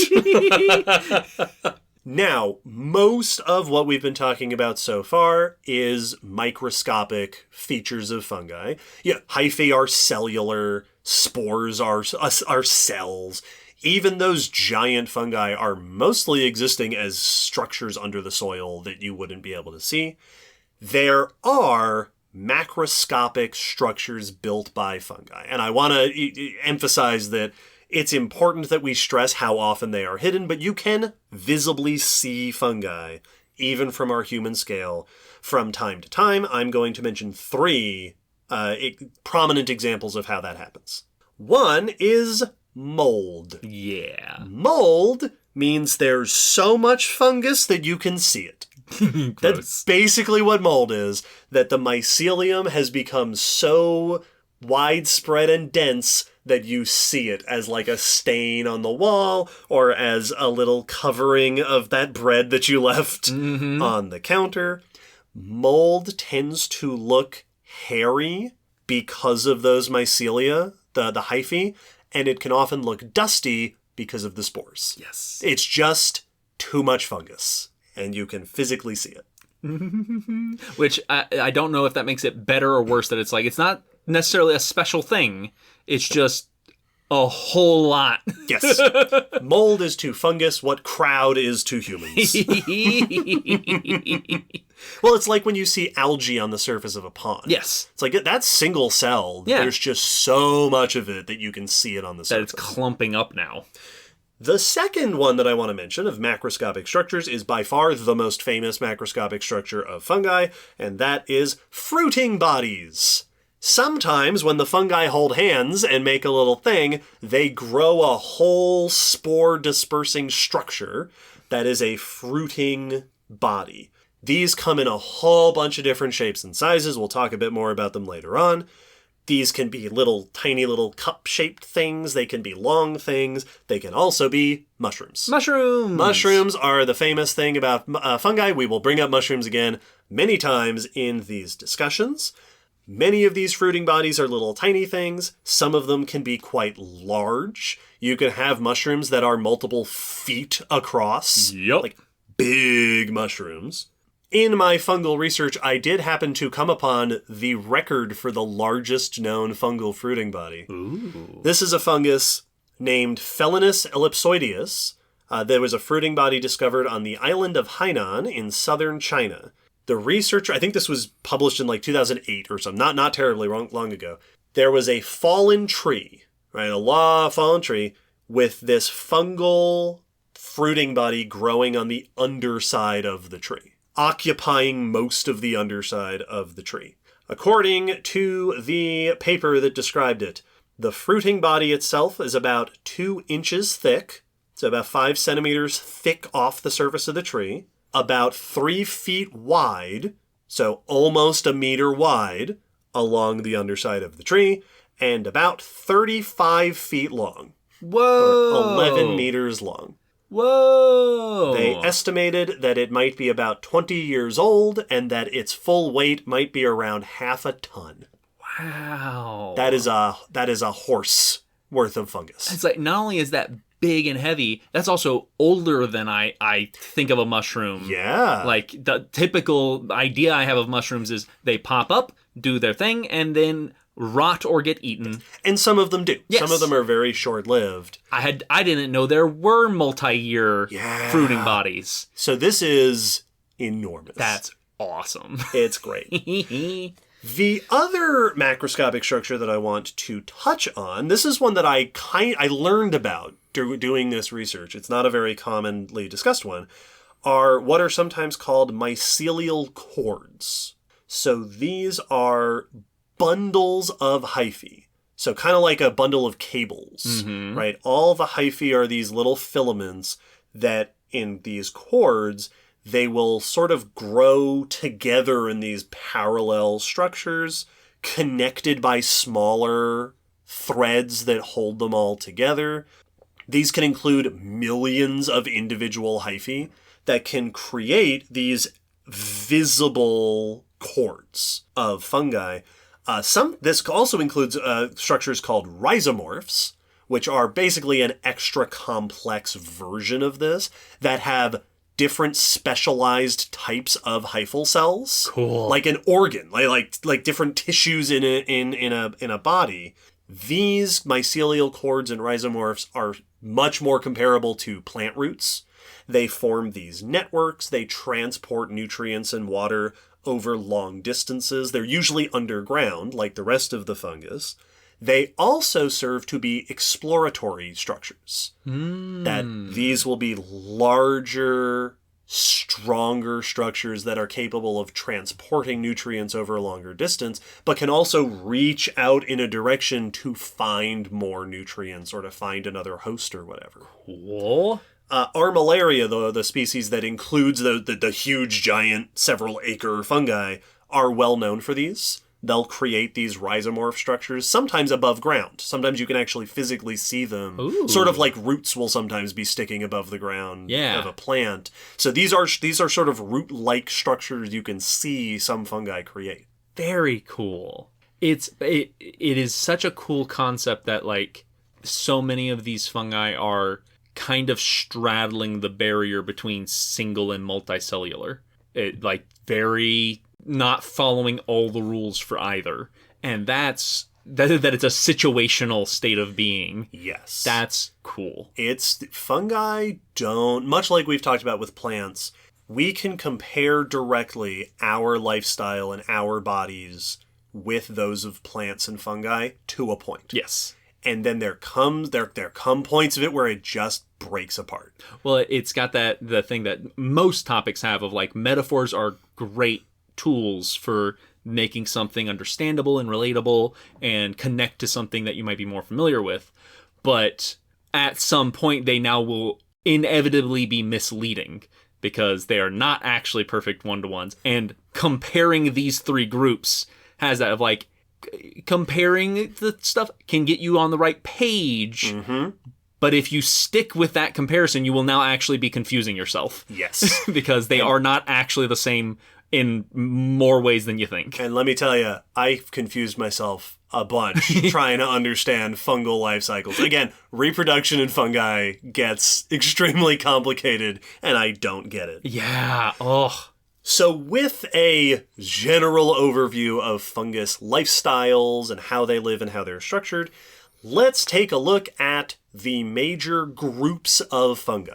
Just like plants and animals, fungi are not a monolithic group of all the same organism. There are multiple subgroups that live structured in different ways. The phylogeny of fungi, so how they're classified, what the different groups are that they're split into, has shifted a bunch over time. There are tons of groups that have been split in recent years, and groups that we thought these were fungi and they weren't, and we thought that was this group and it wasn't. So I'm going to present a general overview of major groups of fungi. Some of these are like, actually, this is a single group. Some of these are, this is like a type of fungus. I'll explain which ones are which as we go, but just to give a sort of general idea of what are sort of the major categories of fungi. I'm excited for this because I have no knowledge. This is super fun. These are great. There are tons of subgroups. They are most commonly differentiated by their reproductive structures. Okay. This is the main way to tell groups of fungi apart from each other. So, like I said, this is sort of a general, if you go looking into what are the major taxa among fungi, you will find different names than what I'm about to read in some places, but this is the general idea. Let's start with the base of the tree, a group called Chytridiomycota, which are sometimes called chytrids. Chytrids are a group of fungi. These are all over the world. There are about 1,000 species of them. They are among the most basal groups of fungi, which is to say, all the other fungi are more closely related to each other. Chytrids are the second cousins. They're the one step out. They branched off much earlier. Chytrids are typically aquatic.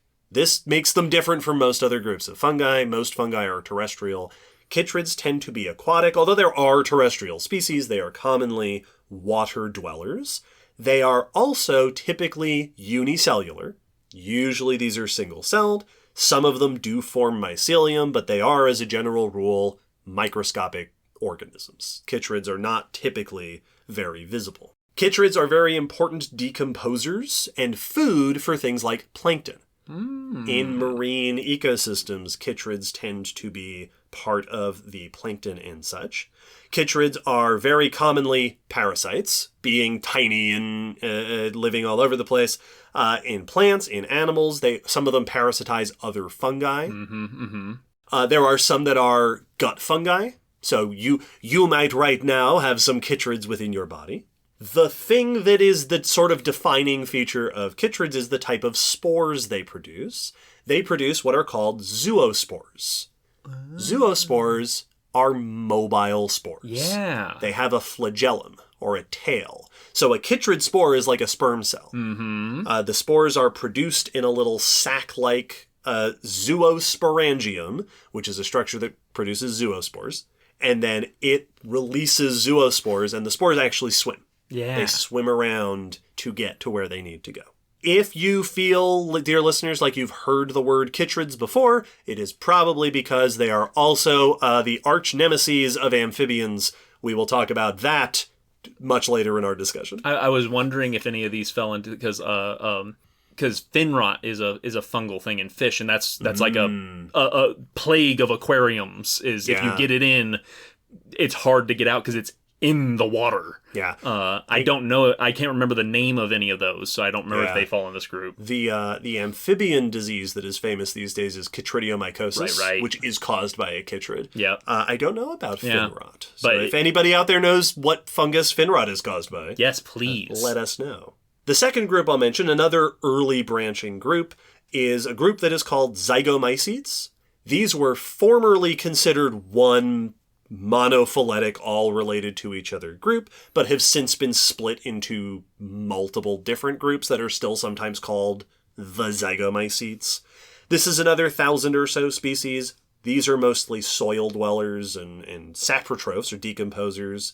These come in mycelium or as yeasts. These are also typically microscopic. These and the chytrids are often referred to as microfungi. Okay, yeah, Because they are fungi you're not going to be able to see. Zygomycetes' reproductive structures are zygospores, produced in zygosporangia. This is the trend. Their thing is, so before we talked about holding hands, the sexual reproduction, the fungi, the hyphae create special structures and then they join together to form the sporangium.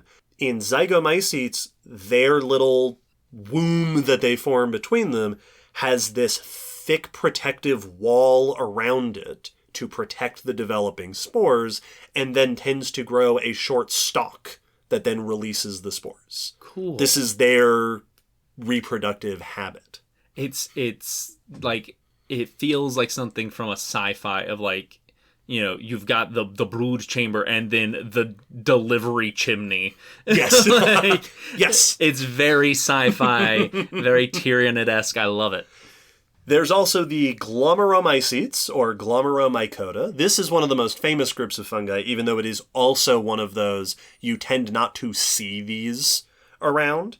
There's a couple hundred species worldwide. They are mainly soil fungi.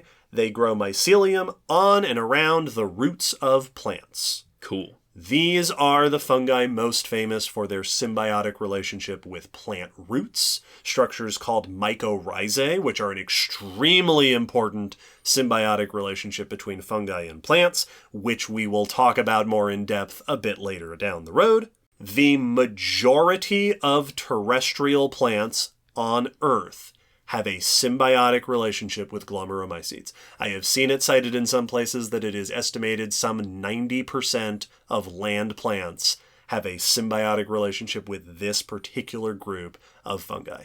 Which is insane. So if you've ever met a plant, you've met glomeromycetes. Make sure to say hi to its friend next time you say hi to a Say plant. hello, that's right. Yeah. Don't leave them out. They get overlooked constantly. Have a 35-foot fungal body in your room as recompense. Now, I say that, according to what I read, glomeromycetes are only known to reproduce asexually. Okay. So you might not have a giant fungal body of them growing in your room. Interesting.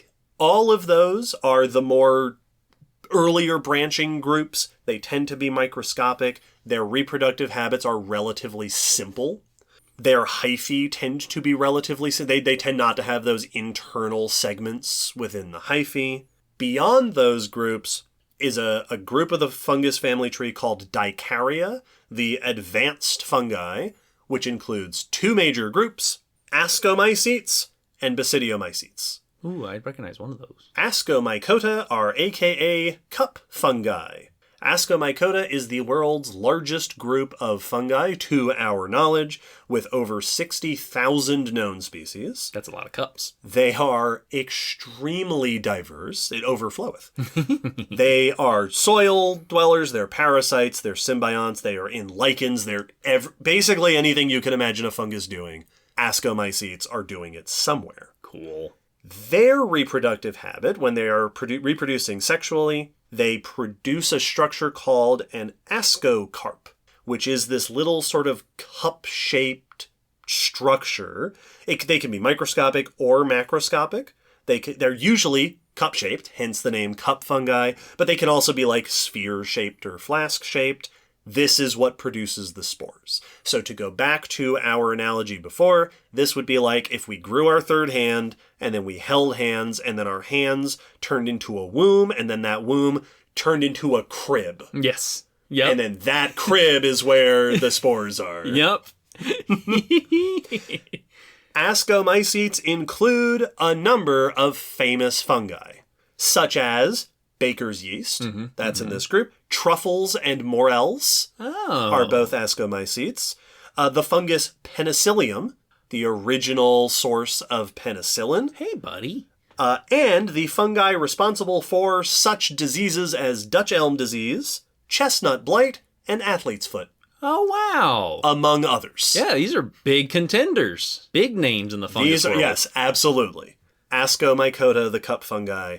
And then that brings us to the last major group, the most famous group, Basidiomycota, the club fungi, with another over 30,000 species, again including all sorts of different lifestyles that you might imagine, all over the world. These are called club fungi because the spores are produced on little club-like structures called basidia that look like little clubs, so they got the name club fungi. Their reproduction, their sexual reproduction, is very distinctive and unusual. You have, like the other cases, you'll have mycelia of different mating types that fuse together, but instead of just forming a little sporing structure, they form a new mycelial body. Oh. So we hold hands with our special third hand, and then we form a little womb, and then that grows into a third person. Yes. And that third body has 2 genetic strains within it. Oh. It is dikaryotic. It has 2 different types of nuclei, 2 different types of genetic makeup. Oh, that's cool. In many other fungi, you get a dikaryotic structure, but usually it's very short-lived to then just produce the zygotes and spread the spores and all that. Basidiomycetes, club fungi, can often spend much of their lives as a 2 genetic strained mycelial body. That's very interesting. We're going to make a new person that's going to do the reproducing for us. Yes. And then that structure, when it's time to create spores, when it's time to reproduce, forms a fruiting body called a basidiocarp. These come in a variety of different shapes and sizes, the most famous of which are mushrooms. Yeah. The true mushrooms, the classic image of a capped mushroom that you can picture in your head, those are basidiomycetes. Which is why I thought they were called club fungi. Yeah, same. Mushroom is kind of club shaped. Nope. At least a lot of them can be. Apparently that's not it. Yeah, you have to zoom in to see the clubs they're talking about. Yes. That's cool. Their fruiting bodies also include all the true mushrooms, also puffballs. Yeah. Which are the ones that Oh, just tons and tons of spores. One of the references I read cited puffballs as being able to spread trillions of spores. I believe it. Yeah. I hit a softball-sized one mowing the lawn one time, and the cloud that came out of that was bigger than me. Yeah. And it was one of those like, oh, cool. Ooh, don't breathe that in. No, you gotta. Like, it's probably fine. Yeah, I'm sure I would probably have been, but I ran a little bit. That's you're not wrong. They also include jelly fungi, shelf fungi, which are also called bracket fungi. Those are the ones you see growing in these little shelves on the sides of logs and stuff. It looks like kind of just the cap of the mushroom, but growing half of it outside a log. Yes. Armillaria, the ones that had those giant super fungus organisms, are also in this group, as well as rusts and smuts, which are famous groups of fungi. Cool. So in the basidiomycetes, we join hands, and then our hands become a little thing, and then that grows into a third whole body, and then that body grows a maternity ward. Yes. Out of it. Yep. That then produces offspring. Yeah. So cool. Well, it's and like, there are other things that do this, but like the idea of an organism having different versions of itself that do different jobs in the life cycle is something that's so hard to wrap an animal mind around. Yeah. Plants would have a much easier time. Yes. Like if you explain this to plants, they'd be like, okay, yeah, I get it. A little weird, but yeah. Yeah, sure. Yeah, that makes sense. This is such a very strange thing to do. That's awe. I keep, like, we were talking about making the comparisons. I keep picturing fungus people, and like if someone made a cartoon, and how would you portray the different life cycles of these different fungus if they were characters in your cartoon? And some of them get very funny and comedic very quickly. Very well. In my mind, they function like the Zerg from StarCraft, where all of the structures that are built are made of fungus. Yep. Like, they're just made of the same thing that we're all made of, because that's where the spores come from, and that's where all the things are from. Well, it's like there's a whole fungus race in Magic the Gathering. Oh, yeah. Very similar to the ones in D&D, but like this is one of the main factions. And those are ones where it's like, man, I know after these episodes, I'm going to be looking at those and go, here's all the ways you could make them even weirder. Yeah. It's good stuff. Now, before we move away from this overview of the main groups of fungi, I do want to take a moment and address a few examples of things that aren't fungi, but you might be mistaken. And in fact, I'm going to list a few things that I think all of which at one point were thought to be fungi and then spread elsewhere. Fungi are not wholly unique in the way that they do some of these things. There is a group called actinomycetes, which are a group of bacteria. Once upon a time, these were thought to be closely related to fungi. They are major decomposers, they're parasites and pathogens. They will sometimes produce branching filament structures. So these are bacteria that produce hyphae-like features that led them to be confused, or at least thought close to fungi. So hyphal filaments are not unique to fungi. Which is it's such a characteristic part of them. Yes. That is very intriguing. There is also a group called the oomycetes, which are also called water molds. These are eukaryotes, so they are within Eukaryota, once thought to be within fungi, but more recently they've been reclassified as closer to brown algae. Okay. And things like diatoms. Oomycetes are, you can see why they were thought to be fungi. They grow filamentous hyphae, they are saprotrophs and pathogens, and they break down plant cells. Wow. It's like they do a bunch of the stuff that fungi do, but they are not true fungi. They are doing something very similar. Damn, it walks, talks, and quacks like a duck. Yes. In fact, the water molds included among the various species of water molds are some mildews and potato blight. Oh, wow. Yep, that's this group. Oh. Water molds. You little jerks. Yeah, messed everything up. And then finally, if there is a group of life that any of our listeners have been sitting here this whole time so far going, when are you going to mention this? It's this one. Slime molds. Oh, one of the best. Slime molds are actually a name given to multiple different groups. This isn't all one group that's called this. There is one group that is the true slime molds, but then there's a bunch of others that get called this. These are also eukaryotes. They are also one of the protists, which means we don't know where they go yet. Yep. Not plants, not animals, not fungi, one of the other groups. Slime molds are also saprotrophs. They're decomposers. They live all over the world. They are often single-celled, but they will sometimes congregate and function together as a big colonial unit.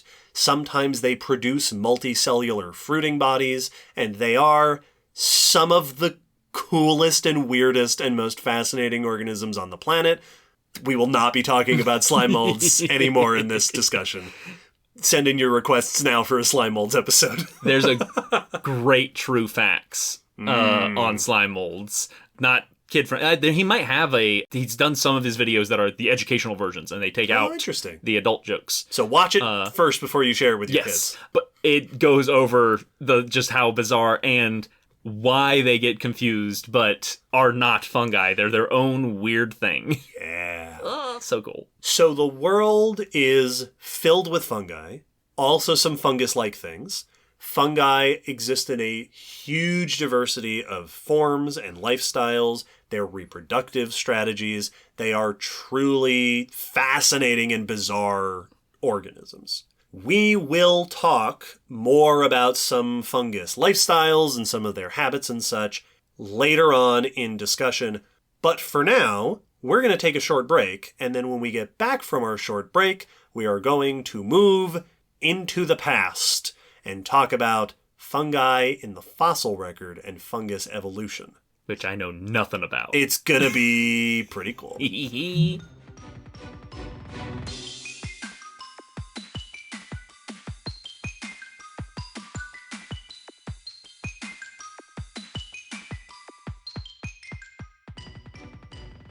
Paleomycology, the study of ancient fungi, does not receive a whole lot of attention or discussion. Even here on the podcast, we have not talked about fossil fungi very much at all, which might give you the impression that there aren't very many fossil fungi, which isn't actually true. There are lots of fossil fungi, they're just not studied very much. Yeah. Part of this comes down to the fact that fungi are difficult to study. As we've been talking about, they tend to be extremely small. They're leaving behind microfossils most of the time. They can also be very difficult to identify, especially since so many of them are identified by reproductive structures or things that might not be preserving within the fossil remains. And also, on top of all that, there's just not a lot of people who study fossil fungi. Indeed, there aren't a lot of people who study fungi. It's just not a very common realm of scientific investigation compared to things like plants and animals. This means that fungi are hard to study, and when we do get access to them, they aren't getting studied nearly as often as other organisms, and it means that not everywhere is prepared to receive fossil fungi. I've seen it noted in some papers that there are a lot of fossil preparation techniques that don't account for fungi. Yeah. In much the same way that we've talked about how you can't study, snakes at every fossil site just because the excavation going on there isn't being done in a way to preserve all the tiniest fossils because they're targeting big stuff. In much the same way, a lot of fossil excavation is there to recover bones or to recover big pieces of wood or whatnot, but not to recover fossil remains of fungi that might be there. Yeah, and like at the Gray fossil site, we can take samples for different purposes, but you don't always have the time and prep to do that with every single fossil site. Yes. So we don't get access and recognize fossil fungi very often, and when we do, not a lot of paleontologists can identify them. Yeah. The way that one paper I read described it is paleobotanists have all the fungus fossils, but mycologists are the ones who know how to identify them. Yeah. And the different materials or the different knowledge are not always available to examine and study fossil fungi. This means that while there are fungus fossils, we don't know a lot about the fungal fossil record. It's always kind of weird when we note these situations, and it can be good to remind that, and this is a crude example, but in biology and paleontology and the sciences in general, there is a bit of a popularity contest going on much of the time. Absolutely. Certain things get more attention because we like them better. Yeah. Or they're just easier to work with. Yes. Yeah, they're just more accessible. Dinosaur bones are a lot easier to study than a lot of other types of fossils. So you get this, not only, we talk about bias in the fossil record of things getting preserved differently. There's also bias in the studying where just there are more people who are excited to study dinosaurs a lot of the time because those are popular and people grew up liking those than, certain groups of animals, but especially things like fungi or microbes or things like that. Yes. Well, and then also, if we don't know very much about the modern ones, then it's harder to study the fossil. Yeah, it's kind of a self-fulfilling. If you can't teach people and get them excited about fungi, then you're not going to get people who want to get excited about fossil fungi, et cetera, et cetera. And if you want to interpret fossil animals, you have to be an expert in animals. Yes. And if you want to study fossil plants, you have to be a plant expert. And there just aren't that many fungus experts. Yeah. Because it just isn't that popular a realm of study. Now, that being said, that is, I don't know how much that's changing. I don't have my finger on the pulse of the mycology community. If anyone does, please let us know. What's the status? I would be fascinated to know what the conditions and situation is. But there are fossil fungi. In fact, fossil fungi come in a variety of different forms. Unsurprising because fungi do, and they're everywhere. Often we will find fossilized remains of hyphae or spores. These can be preserved just on their own. These can be preserved as impressions in sediment. They can also be mineralized, like you'd expect with fossil wood or bones or teeth. Most of the time, fossil fungi are found in association with fossil plants. Yeah. Because most of the time, living fungi are found in association with living plants because that's what they eat. They eat dead plants, or they parasitize living plants, or they're symbiotic with living plants. Fossil fungi can be in the form of compressions of spores and hyphae on plant material. Which is cool. So you can get a fossil leaf or a seed or even pollen that has fungus preserved on it as a compression or just as a mineralized alongside of it. Fungi are often found inside of coal, or they can be found inside of fossil wood. They can also be found inside coprolites or animal remains. And there have been plenty of examples of fungus being identified from amber, preserved the same way that insects and seeds and pollen can get preserved in amber. Also, sometimes we can identify biomarkers in the fossil record, so chemical residues in the rocks or sediment that are the byproduct of fungal activity. The same way that we might find for bacteria and stuff. Here are some biomolecules that are made by fungi. Yes. Not only are there fossil fungi in the geologic record, there is at least one fossil site that is famous for its fungal remains. This is, now technically this fossil site is famous for plants, but also there's lots of fungi there. Yeah. This is a site we've mentioned before. This is a fossil site called the Rhynie Chert, which is in Scotland. It is early Devonian, about 410 million years old. It is a Lagerstätte, so a site of exceptional fossil preservation, extra famous for plant fossils. One of the world's #1 plant fossil sites. Also, there's a bunch of animal fossils and fungi. It is among the earliest records we have of land ecosystems. The Rhynie Chert is a site where things were preserved in volcanic spring water. So you have this mineralization within this spring water that preserves seeds and wood and all sorts of stuff in exceptional detail, down to the cellular, not just cells, but like the structures inside of cells can be examined, organs and tissues of animals, and fungi. This site includes fungal hyphae, spores, also small fruiting bodies of like cup fungi, like the little ascocarps, the little cup shapes. This site includes fossils of most of the major groups of fungi that we see today.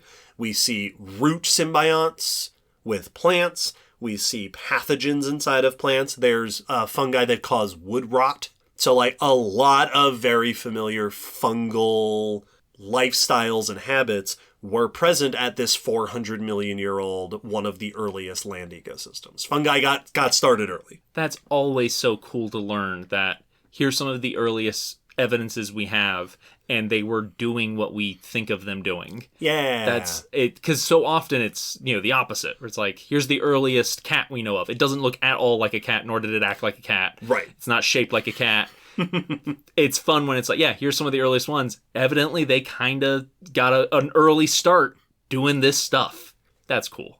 There are a bunch of really exceptionally detailed preservation fossils in this site, including fungi parasitizing other fungi. And one diagram, a figure that I saw in one of the papers I read, showed a fossil of a chytrid zoosporangia, and you could see the pore that it released the spores through. Whoa. It had a discharged spore, a hole that was punched through it for the spores to go. You could see where they came out.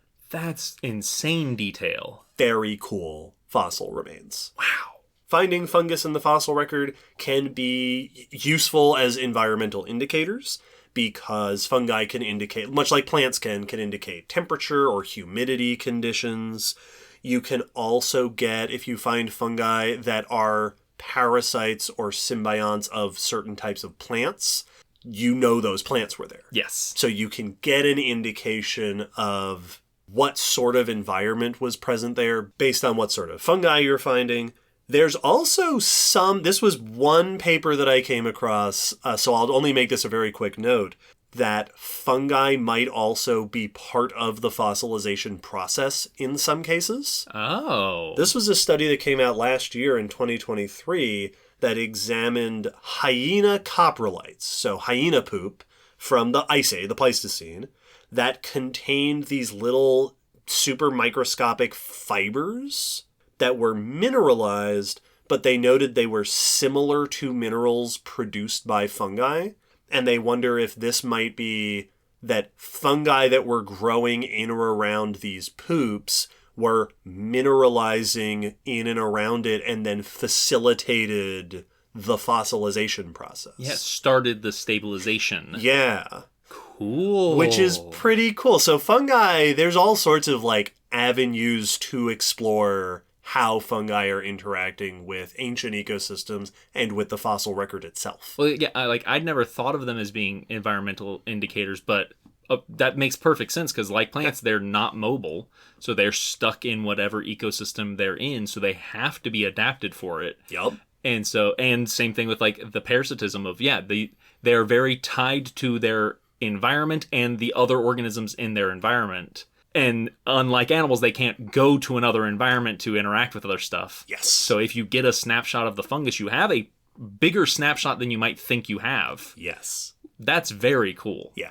They can be quite useful. Now let's go all the way back as far as we can go to the origins of fungi.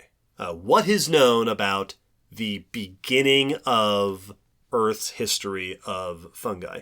Most of that information comes from genetic data. So this is something we've talked about before. We will examine genetic relatedness across different groups of life to make estimates about how long has it been since they diverged from each other, how much evolving has happened since they diverged. Yeah, there's this amount different, and really we expect it takes this long to get that different from each other. Yes, this is their rate of change. These molecular clock estimates put the origins of fungi as early as 1.5 billion years ago. Yeah.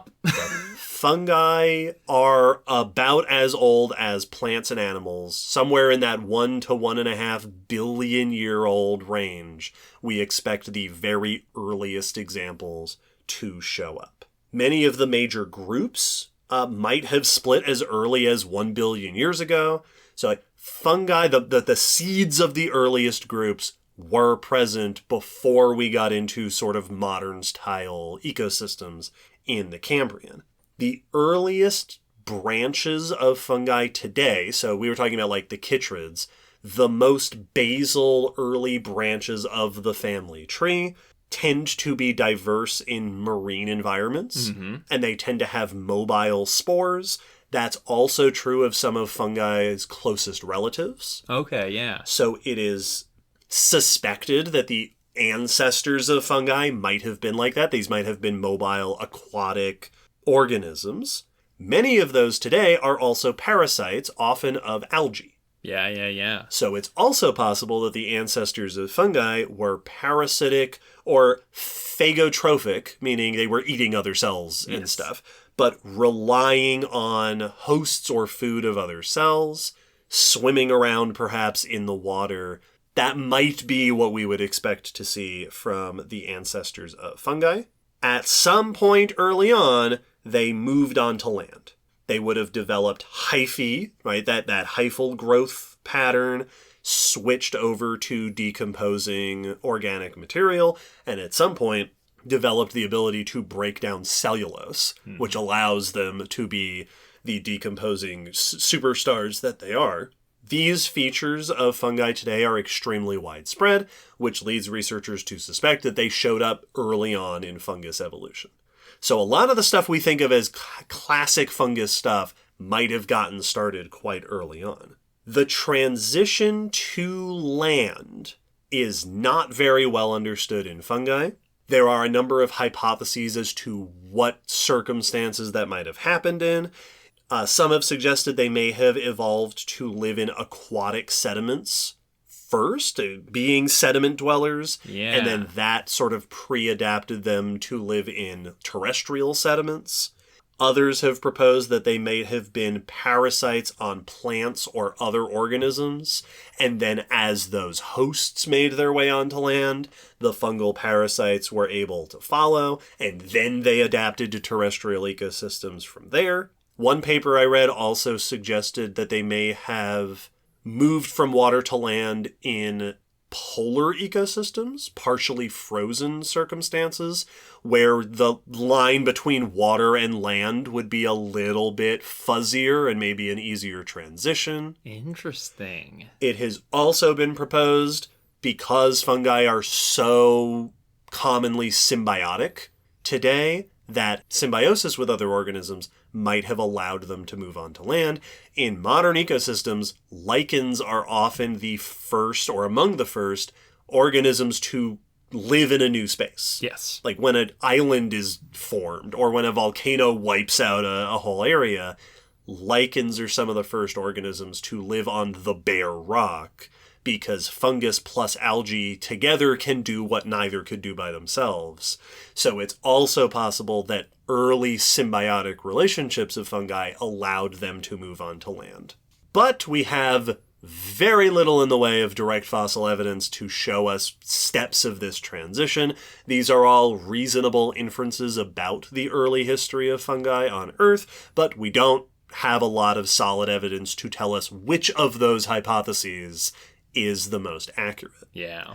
This brings up the relevant question of, what are the earliest fossil fungi? How far back does the fungus fossil record go? The molecular estimates say it should be, maybe 1.5 billion years ago.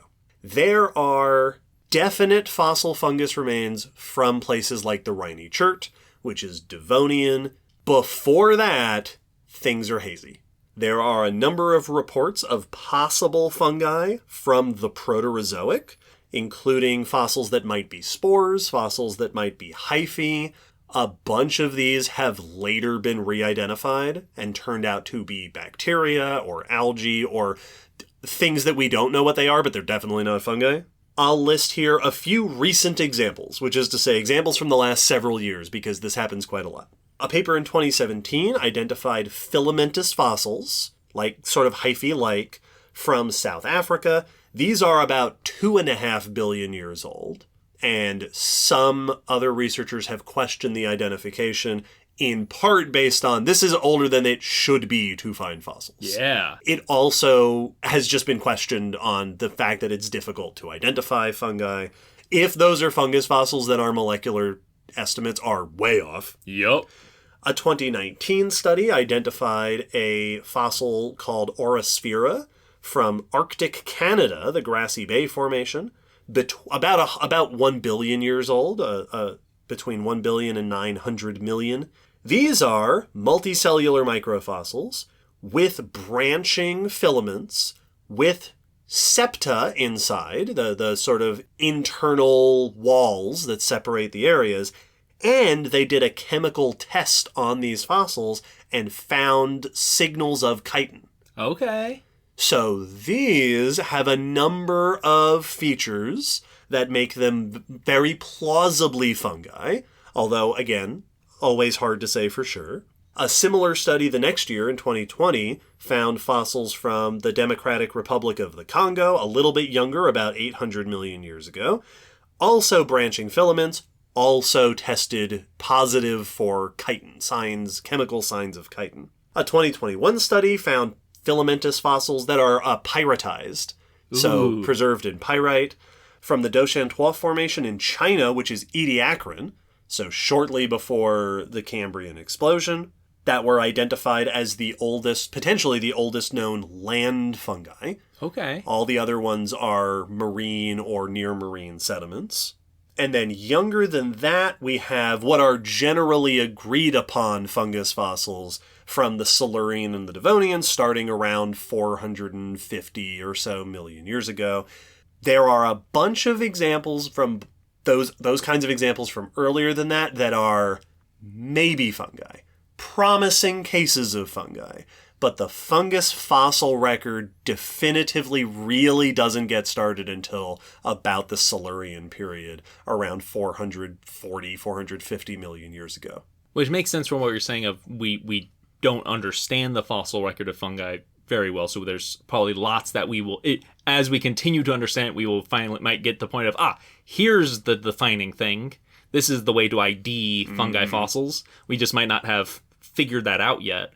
But also, as you mentioned in the first section, there's a bunch of things that do fungi stuff And especially when we're going back to like the billion-year mark, the early life, there was probably so much overlap in what things were doing. Yep. Things were not clearly defined, and what we defined as animal-like cells might not have shown the same way, or there might have been others that were halfway to what we would recognize being a fungal type thing.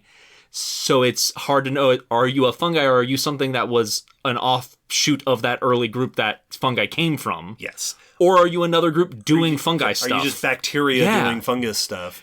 That's hard to tell. That's like, we struggled with that with the ones that are alive now. Yes. It's that we had to finally figure that out. Now we're trying to do it in the past, going back over 1 billion years ago, potentially. Yes. So when did fungi get started? What did those very earliest fungi look like? Is tough. Yes. We have a bunch of good evidence to point us in the right direction, but we don't have a lot of clear answers on that just yet. After that, we have a good 400 million years of pretty reasonably available fungus remains. We will talk about different fungal fossil examples in the future of our discussions, but for right now, I want to highlight just a short list of examples of famous fungi in the fossil record. This is a short list. In fact, I would argue that there is only one famous fossil fungus in history. It's one of the things that was requested as part of the requests that went into this episode. Let's talk about an ancient group of organisms called the nematophytes.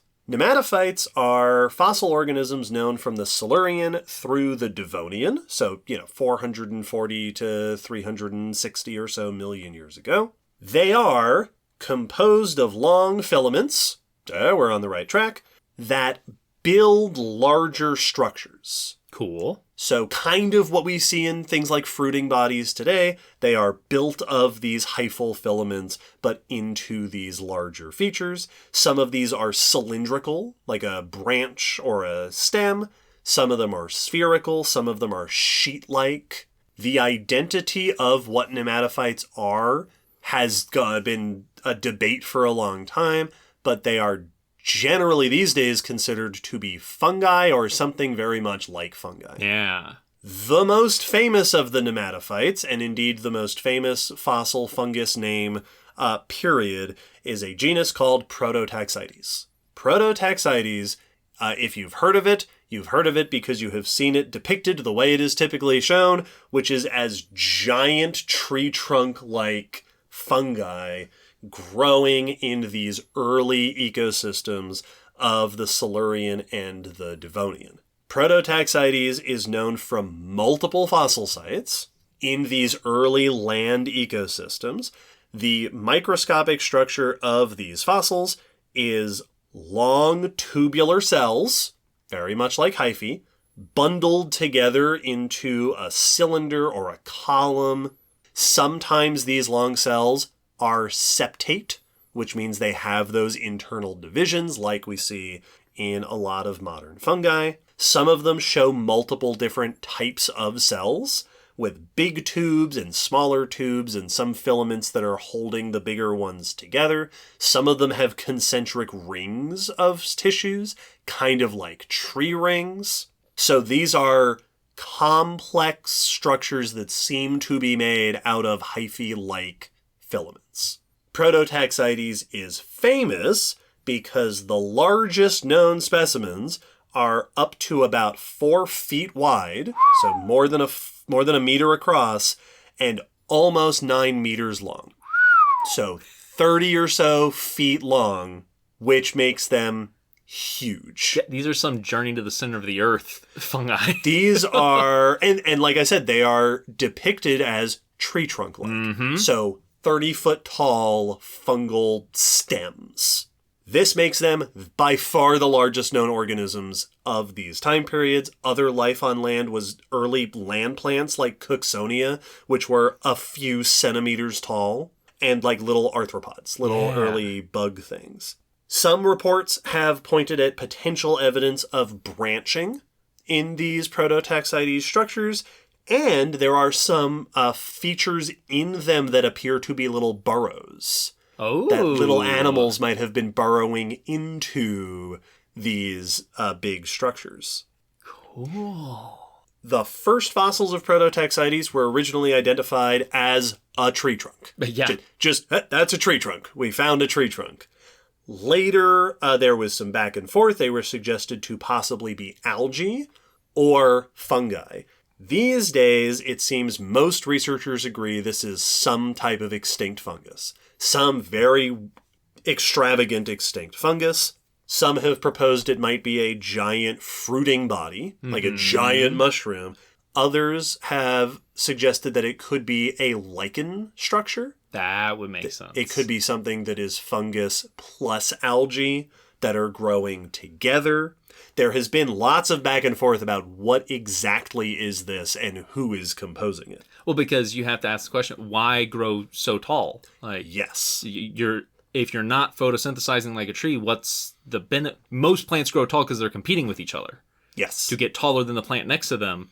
So why are you needing to be so tall? Yes. Cool and bizarre. So one of the appealing aspects of the lichen interpretation is that that's a photosynthesizing structure. Exactly. Now, some researchers have pointed out that they think photosynthesis is unlikely, partially because there doesn't appear to be any leaf-like structures. Yes. There's no obvious photosynthesizing organ on these fungal organisms that would be the things that are collecting the light. Also, there has been some research that has done isotope work on these Prototaxites fossils. Always fun to have some isotopes. These were carbon isotopes, which found, comparing different Prototaxites specimens in the same fossil site, there was significant variation in the carbon isotopes, which suggests that their carbon isotopes are being strongly influenced by the environment. Yeah. And they pointed out that in phototrophs, if you're photosynthesizing, you shouldn't see that variation. But if you are taking up your organic material from the environment around you, you would see that variation just being in different places, feeding on different things. Okay. This is much more similar to what we see in saprotrophs, like modern fungi that are feeding on decaying matter, living in the soil, things like that. Some have pointed out that it could be doing a little bit of both. It could be a little bit photosynthesizing. It could be a little bit decomposer. Some have said that that doesn't really make a lot of sense, and they favor that it's just saprotrophic and not at all photosynthesizing. It's a mysterious group of organisms. Yeah, well, and it's also at a time where the ecosystem was wholly alien. Yes. So we don't even have comparable situations really in most places on the planet today. Now, this brings us to highlighting the most interesting part about Prototaxites and the part that has always stuck out as the weirdest thing. Prototaxites has always consistently been depicted as a tall tree trunk-like structure. It has been pointed out by some authors that Prototaxites appears to disappear in the late Devonian around the time that vascular plants begin to spread and, in theory, take over that niche. But I came across a 2023 study that challenged the idea that these are stems. This study points out that the structure of the filaments and the different types of filaments, the way that they're arranged, is very similar to rhizomorphs. Okay. Which is why I made it a point to mention those earlier in the episode. Yes. Those bundled hyphae root-like structures that fungi today grow. Those authors pointed out that they argue that there is very little actual evidence that these were vertical structures, because there are, for example, no stumps. Yeah. Like sometimes fossil sites will find like a stump in position of a tree trunk. They also point out that the diameter of Prototaxites doesn't change very much from what would be base to tip, that they're pretty consistent. So they suggest it makes more sense to imagine these as growing along the surface or underneath the surface. Yeah. Underground. This strikes me as really interesting because as a person who is not very familiar with fungi at all, this makes way more sense to me than the tree trunk thing. Yes. But I've only seen this one paper discuss, and it's possible I did what I could get at learning about these fossils, so it's possible I've missed more discussions. I did find a 2012 study that looked at a different nematophyte, not Prototaxides, but one called Nematoscetum from Wales, and they suggested that Nematoscetum genus is similar to rhizomorphs, with large tubes connected by narrower filaments. So there seems to have been some discussion about nematophytes being like mycelial cords and rhizomorphs, these sort of root-like fungal structures. But the vast majority of discussion in the literature that I've seen about Prototaxides discusses them like they are vertical structures. So I don't know if this is an idea that just hasn't gained traction, if it's a bad idea for some reason that I'm missing, like if it's a flawed hypothesis and I just don't see where the flaw is, or if big fungus is hiding the truth. I don't know why this isn't more popular, because to me it seems to make sense. Yes, I agree. They point out that if these were giant rhizomorphs, then the benefit that they may have been serving is, because we talked about before, rhizomorphs and mycelial cords are good for transporting nutrients, but also exploring and finding new areas. In early land ecosystems where there may have been sparser vegetation, large cord-like structures like this might have connected different nodes of vegetation. Like there may have been a little patch of plants over here and a patch of plants over here, and these fungi were growing these highways that would connect between them. Yeah, that's what I was going to say. It's a subway, not a tower. Yes. Yeah, and that makes sense, because that was one of the first things I thought of with how large these are, and as you mentioned, how small land plants were at the time, of like, if you are not photosynthesizing and you are living off of decaying material, and I assume they might be able to just pull some stuff from the sediment, if there is nutrient, if there's minerals that they can use or something, but like there's not big forests for you to feed off of rotting trees yet. Right. So you've got to be doing something differently in the way you're feeding off, because otherwise would a fungus that size not just devour all the smaller plants around it? Right. So that does make a bit more sense if these are not the main way you would actually be finding this fungus, but a key way to survive this new environment. Yeah. So Prototaxides is famous as this giant fungal tree trunks that were towering over everything else in the earliest land ecosystems. But this suggestion is that you might not ever actually see these. Yes. You might have to dig to find one of these if these were actually horizontal structures. Man, that's a truffle. Now that's what you want to find. Whoa, that's so cool. It's also just, and I love these moments when we talk about these early ecosystems, that it is such a bizarre ecosystem compared to what we're used to today, that when we find this giant fungus, we can't quite decide which way it was pointing. Yes. That's how weird the situation was. Yeah. And unintuitive the Earth was at this time. So cool. Very cool stuff. So yeah, Prototaxides, big, mysterious, awesome organism. I like the rhizomorph interpretation. Mm-hmm. Like I said, I don't know if there's, I don't know if this is how hotly debated this topic is.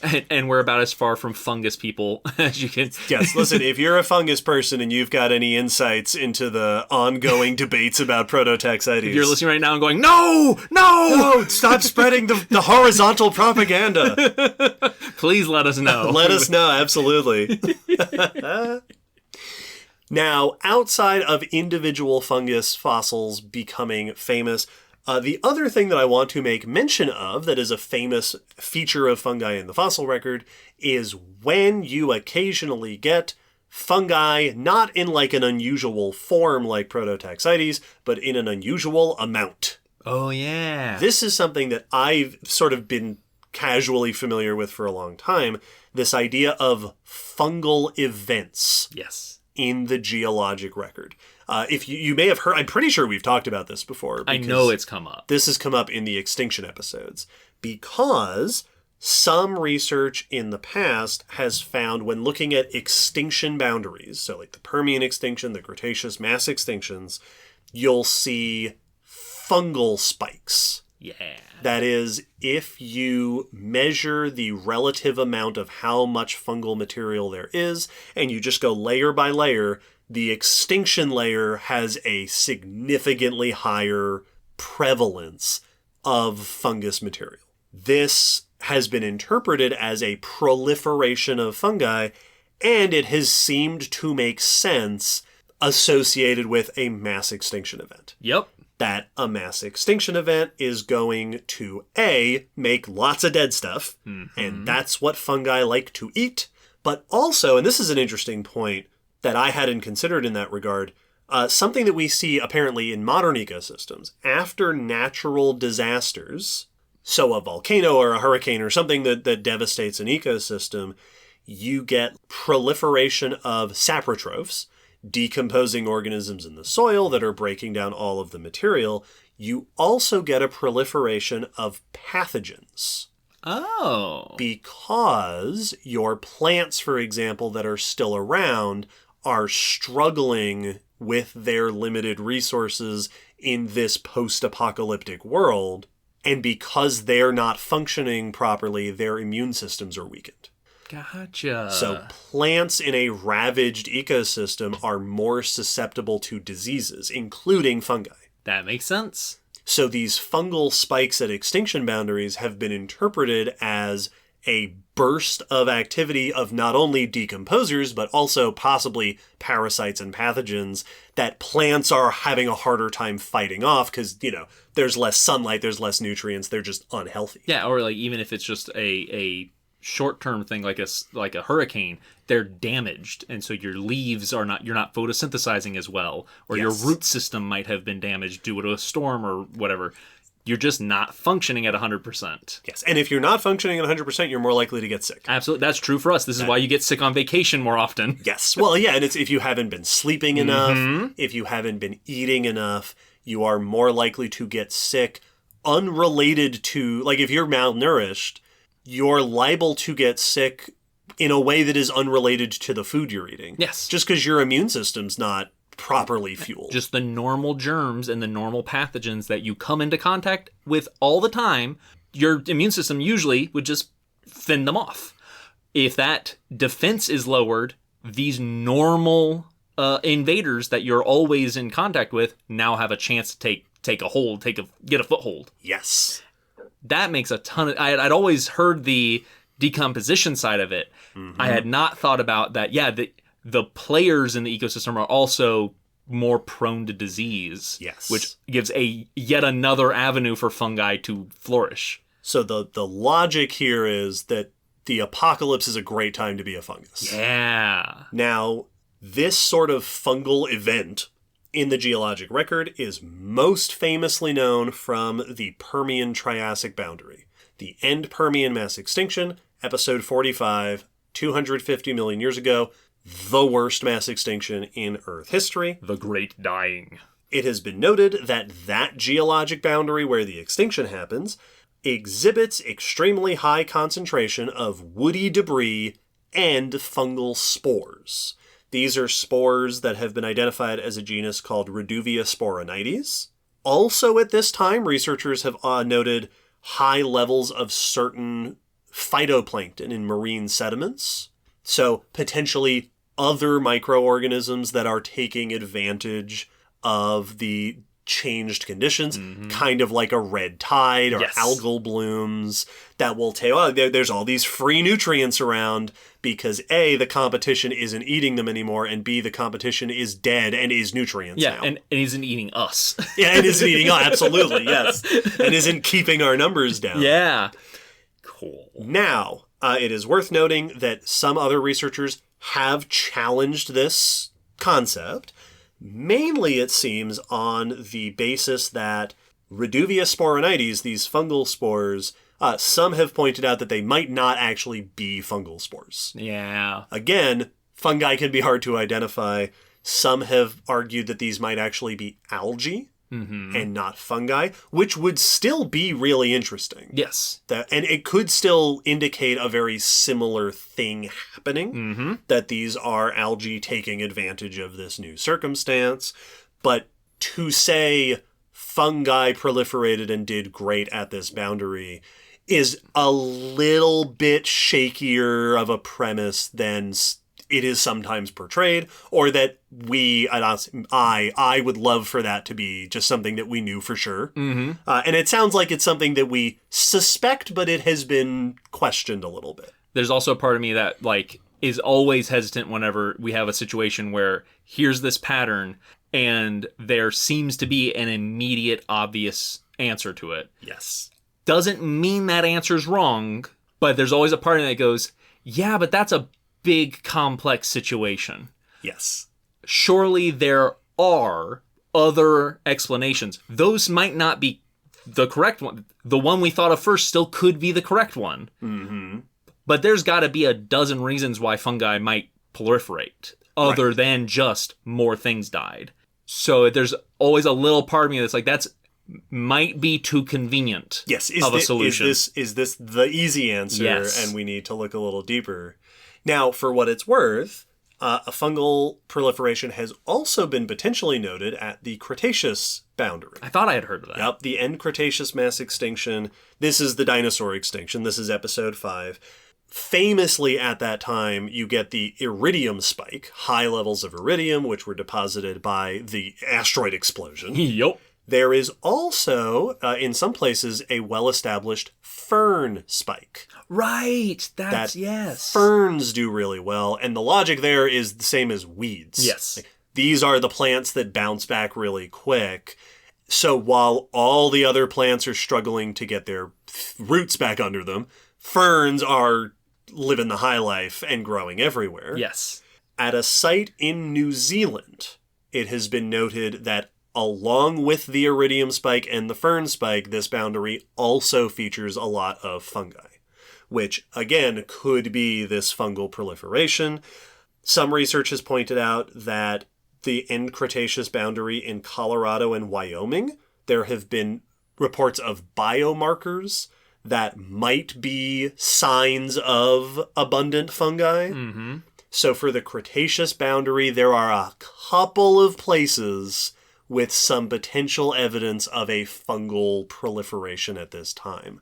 So it makes all the sense in the world that fungi would do well after a mass extinction. Absolutely. Like I said, they do well after a natural disaster. Yeah, same way that a lot of small generalists tend to bounce back, and we see an increase in diversity in small animals and life forms after an extinction.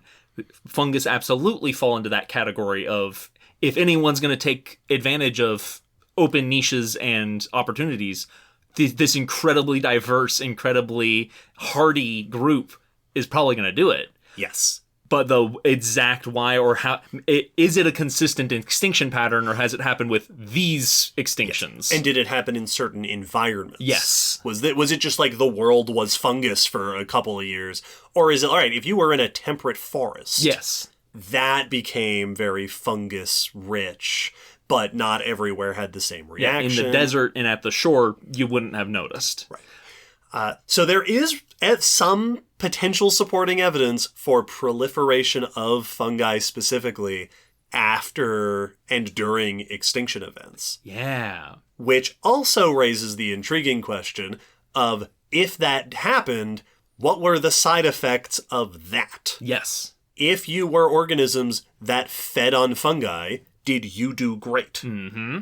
Or, on the other hand, if you were organisms that were targeted by fungi, did you then struggle? Was disease by opportunistic fungus one of the factors causing more extinctions during these extinction events? Would this have slowed down the bounce back of forests that were lost in areas? If plants were struggling, did certain plant species survive the initial impacts of the extinction and could have potentially made it, but fungal diseases were able to take the opportunity to come in and those species suffered?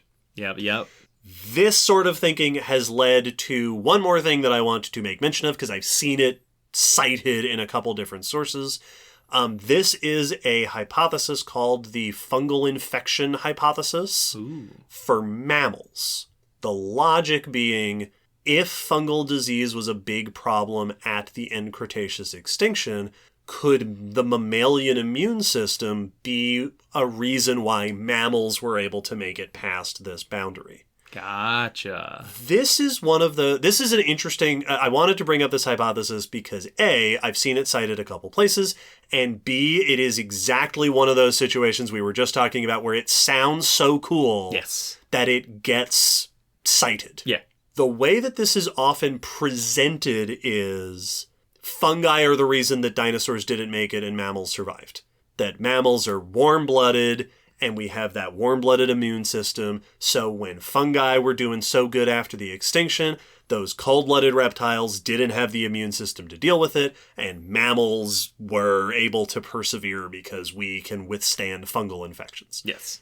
That is a very dramatic reading of this hypothesis. That is, I worry, to quote our friend Astrid, overstating the conclusion. Yes. And I've seen it cited that way sometimes, which seems a little bit potentially of a dramatic way to portray it. But also, as far as I can tell, this is a hypothesis that was proposed by one group of authors and then brought up in another paper, but hasn't actually been cited very widely or circulated very much around the paleontological community. And I don't say that to say that that means it's wrong, that means it's nonsense and it has no merit, but it's such a catchy and memorable concept that it is very easy to assume that this has a consensus behind it. Yes. And it sounds like this is an idea that has been proposed that has not received, as far as I can tell, a whole lot of dissection and analysis and discussion so far. Yep. So there's might be more hype around it than there is evidence. Yes. And I worry a little bit about mentioning it here and having people go, whoa, fungi are the reason that mammals made it. But it is a very intriguing idea to think about, would the proliferation of disease-causing organisms in the wake of the apocalypse have weighted the scales for or against certain organisms to survive the extinction event? Absolutely. Another thing I thought of in regards to like the after effects is if these are decomposing, that's going to affect the fossil record that we get. That's true. Because this is one of the reasons we have such poor fossil records of rainforests. Things get decomposed so quickly, they don't get a chance to fossilize. If you increase your decomposers, we might be getting less wood fossils and even potentially body fossils. So we might be getting a blip, a bias, if this is indeed an increase in these decomposing fungi. Yeah. I also wonder what it would have meant for scavengers. Yes. That, are you now competing with all these are things rotting faster? Yep. Or something like that. So yeah, there is this interesting, all these questions around this idea of how fungi respond to global scale disasters. And how is that shaping the ecosystem? I often also wonder in situations like this where in hindsight and in the record, we can notice a very distinct blip. But if we were able to travel back and take measurements, would it be like, all right, it is higher, but not actually super noticeably? Right. It's only when you take in consideration the thousands of years this slightly higher rate was happening that it makes it look like a much more prominent jump. Yeah. Would it be that day to day it actually was only like 15% more fungi? More, definitely happening more than it is today, but things weren't actually functioning that much different. The scales hadn't been tipped dramatically. Forests were still doing forest stuff. The fungi weren't growing giant 30-foot root systems to connect the sparsely vegetated landscape. Yeah, it was still mostly doing the same thing, but in hindsight, when you've compressed that down to a sedimentary layer, the spike looks way more prominent. Right. And I don't know how much, and like I said, this is an idea that has some support to it, and I'd be fascinated to see more evidence come forward Absolutely. to show us more of the extent of this, possibly. Like, clearly this is definitely something we need to investigate further to either shore up our understanding of these details or figure out which ones are the correct interpretations. Yes. So, the fossil record of fungi is just full of mysteries and like half information, and it's fascinating. It's so cool. It's so cool. There are a bunch of fossil fungi that are just really excellent, cool fossils, and then there are a bunch of things like what we've just been talking about, which are just weird, mysterious circumstance, fungal scenarios that seem to have happened from time to time. Now, we are just about at the end of this episode, and some of our audience is thinking to themselves, wait a minute, there's so much fungus topics you haven't even talked about in this episode. That's true. Come back next episode. We've got so much more fungus to talk about, but that is going to wrap it up. This has been an introduction to fungi. Yes. For the last 2 hours or however long we've been talking. There will be further fungal discussion in the future. For now, before we wrap everything up officially, patron questions. Woo! Every episode, we like to answer some questions submitted by our patrons. This is one of the goodies that you can get by supporting us on Patreon, is the ability to ask us questions that we will answer here on the podcast. We've got 2 patron questions for this episode, because it's a special episode. Yes. Our first question is from Ryan, who asks, what's a spore? What makes it different from a seed? This is a great question, and I figured this is a great episode to answer that since we talked a bunch about spores. Ryan originally submitted this as a question for Allie, and I'm stealing it. I'm going to answer this one. Obviously, terms are a little bit loosey-goosey from time to time, but generally speaking, spores typically are single cells that can then germinate into a new organism. So in fungi, a spore, they send out a little cell, it plops into the ground, and then it grows into a new hyphal body. Plant spores can then grow into new plants.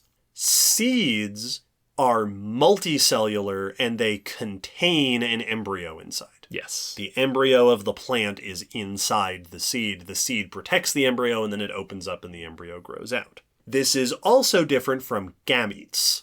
So when we think about sex cells, so in humans, for example, we've got sperm cells and egg cells, and a sperm cell, like a spore, is a single cell that gets sent out to go grow into another organism, but a gamete requires another gamete.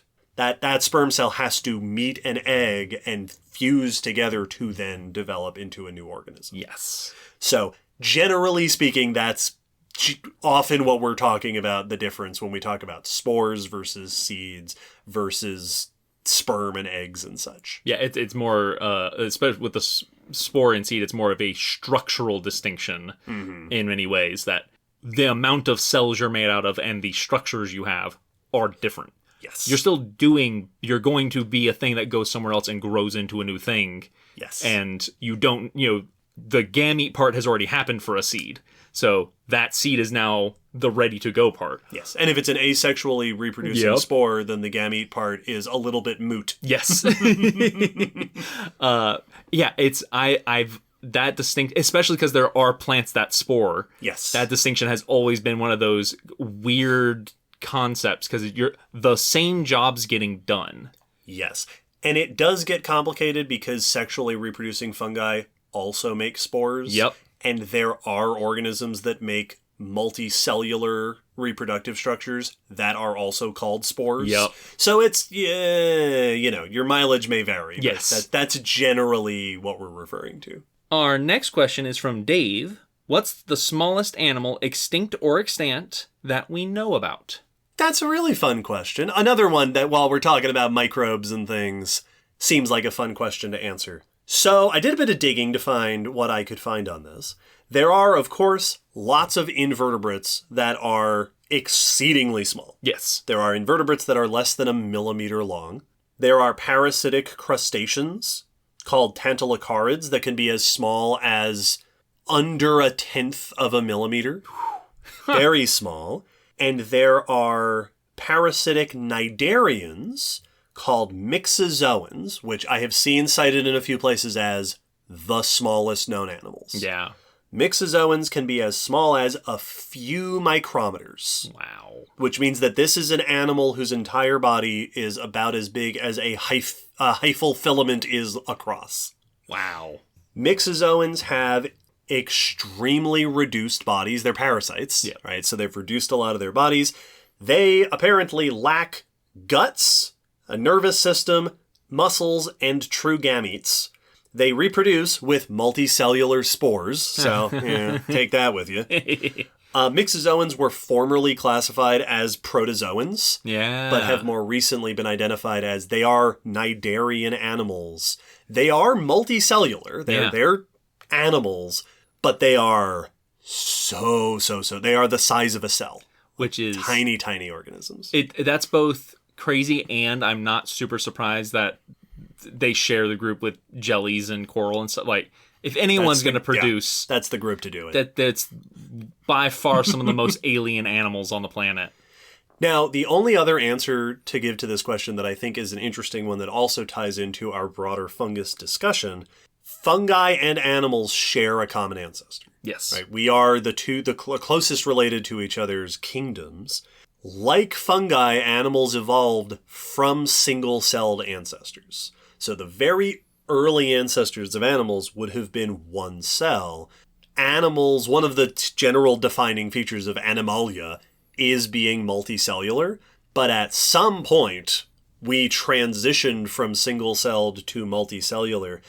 I don't know, and I suspect it isn't known, where we would draw the line where animals officially start, but it is possible that there were very early members of the animal clade that were either single-celled or just a few-celled organisms. So in theory, there could have been really, really early members of Animalia that were even smaller than those modern tiny organisms, because they might have been just a couple of cells. Yeah, which is a fun, weird concept. It's one of those lovely examples of the arbitrary lines we have to draw, especially when you're going back to the beginning of Animalia. Yes. At what point do you want to distinguish that this cell is special enough to be considered animal? Yes. At what point do we look at proterozoic single-celled organisms that swim around with little tails and eat other little organisms and say that those ones are fungi and those ones are animals? Yep. It's a tough one to do. Oh, so cool. Thank you to both of you for submitting those patron questions. And thank you to all of you people listening who have listened to this very special 200th episode of the podcast. I have had so much fun putting together Fungus Notes. I hope our listeners have enjoyed listening to it. There is more to come. There are 2 more episodes left to release in our Fungus extravaganza. Check out the blog post after this and other episodes for more info and links. We'll have pictures of different fungi. It's going to be all sorts of cool stuff. Don't forget, there's all sorts of things happening. Spotlight continues. And October is spooky month. We will be speculatively evolving tiny monsters all through October, and then we'll have a spooky live stream in November. Yeah. Thank you again to the army of people who requested this episode topic. We hope that you have been satisfied so far, because if you're not, that's a lot of angry emails that we're going to be getting. Just wait a little bit. There's more. Wait. You got to give it 2 more episodes. You start sending us messages. We're going to start getting messages from people who are like, you didn't even mention my favorite thing. And I'm like, you got to wait.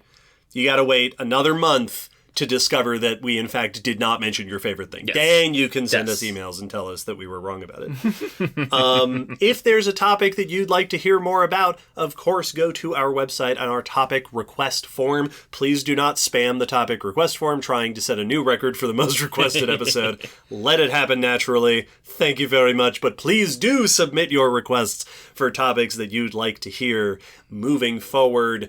Thanks to all of our listeners. Thanks, as always, to all of our patrons for your incredible support that has brought us to episode 200. A special thanks, as always, to our top-tier patrons, Robert Mart, Danielle the Bug Lover, Sarah May, and Melissa Barksdale. We release episodes every fortnight, and for one of the only times in the history of the podcast, you know what's coming next. Yeah! 2 weeks from now, more fungi. There will be themes for the next couple episodes, but we're not going to tell you what those are because we like to have our surprises. Guess. I'm having a great time celebrating episode 200 by diving just full up to my neck in fungus information and discussion. It's so and it's so much fun because we've already gone over 90% of what I know. Yeah. And I already learned a bunch. I'm ready to learn so much more. There's so much more cool stuff to talk. There's 2 whole more episodes that left of stuff that we're going to get to talk about. Yay! It's so good. Listeners, thank you so much. Happy 200 episodes to everybody. Thank you for being with us, and we hope you will continue to join us. And if you don't like fungi at all, then we'll see you in a couple months. Yep. Actually, listen, you better stay tuned because we've got side stuff going on. Yep. There are going to be side episodes coming out over the next couple months. We've got spooky happening. There's all sorts of stuff. So stay tuned and stick with us. And sign off phrase. Bye.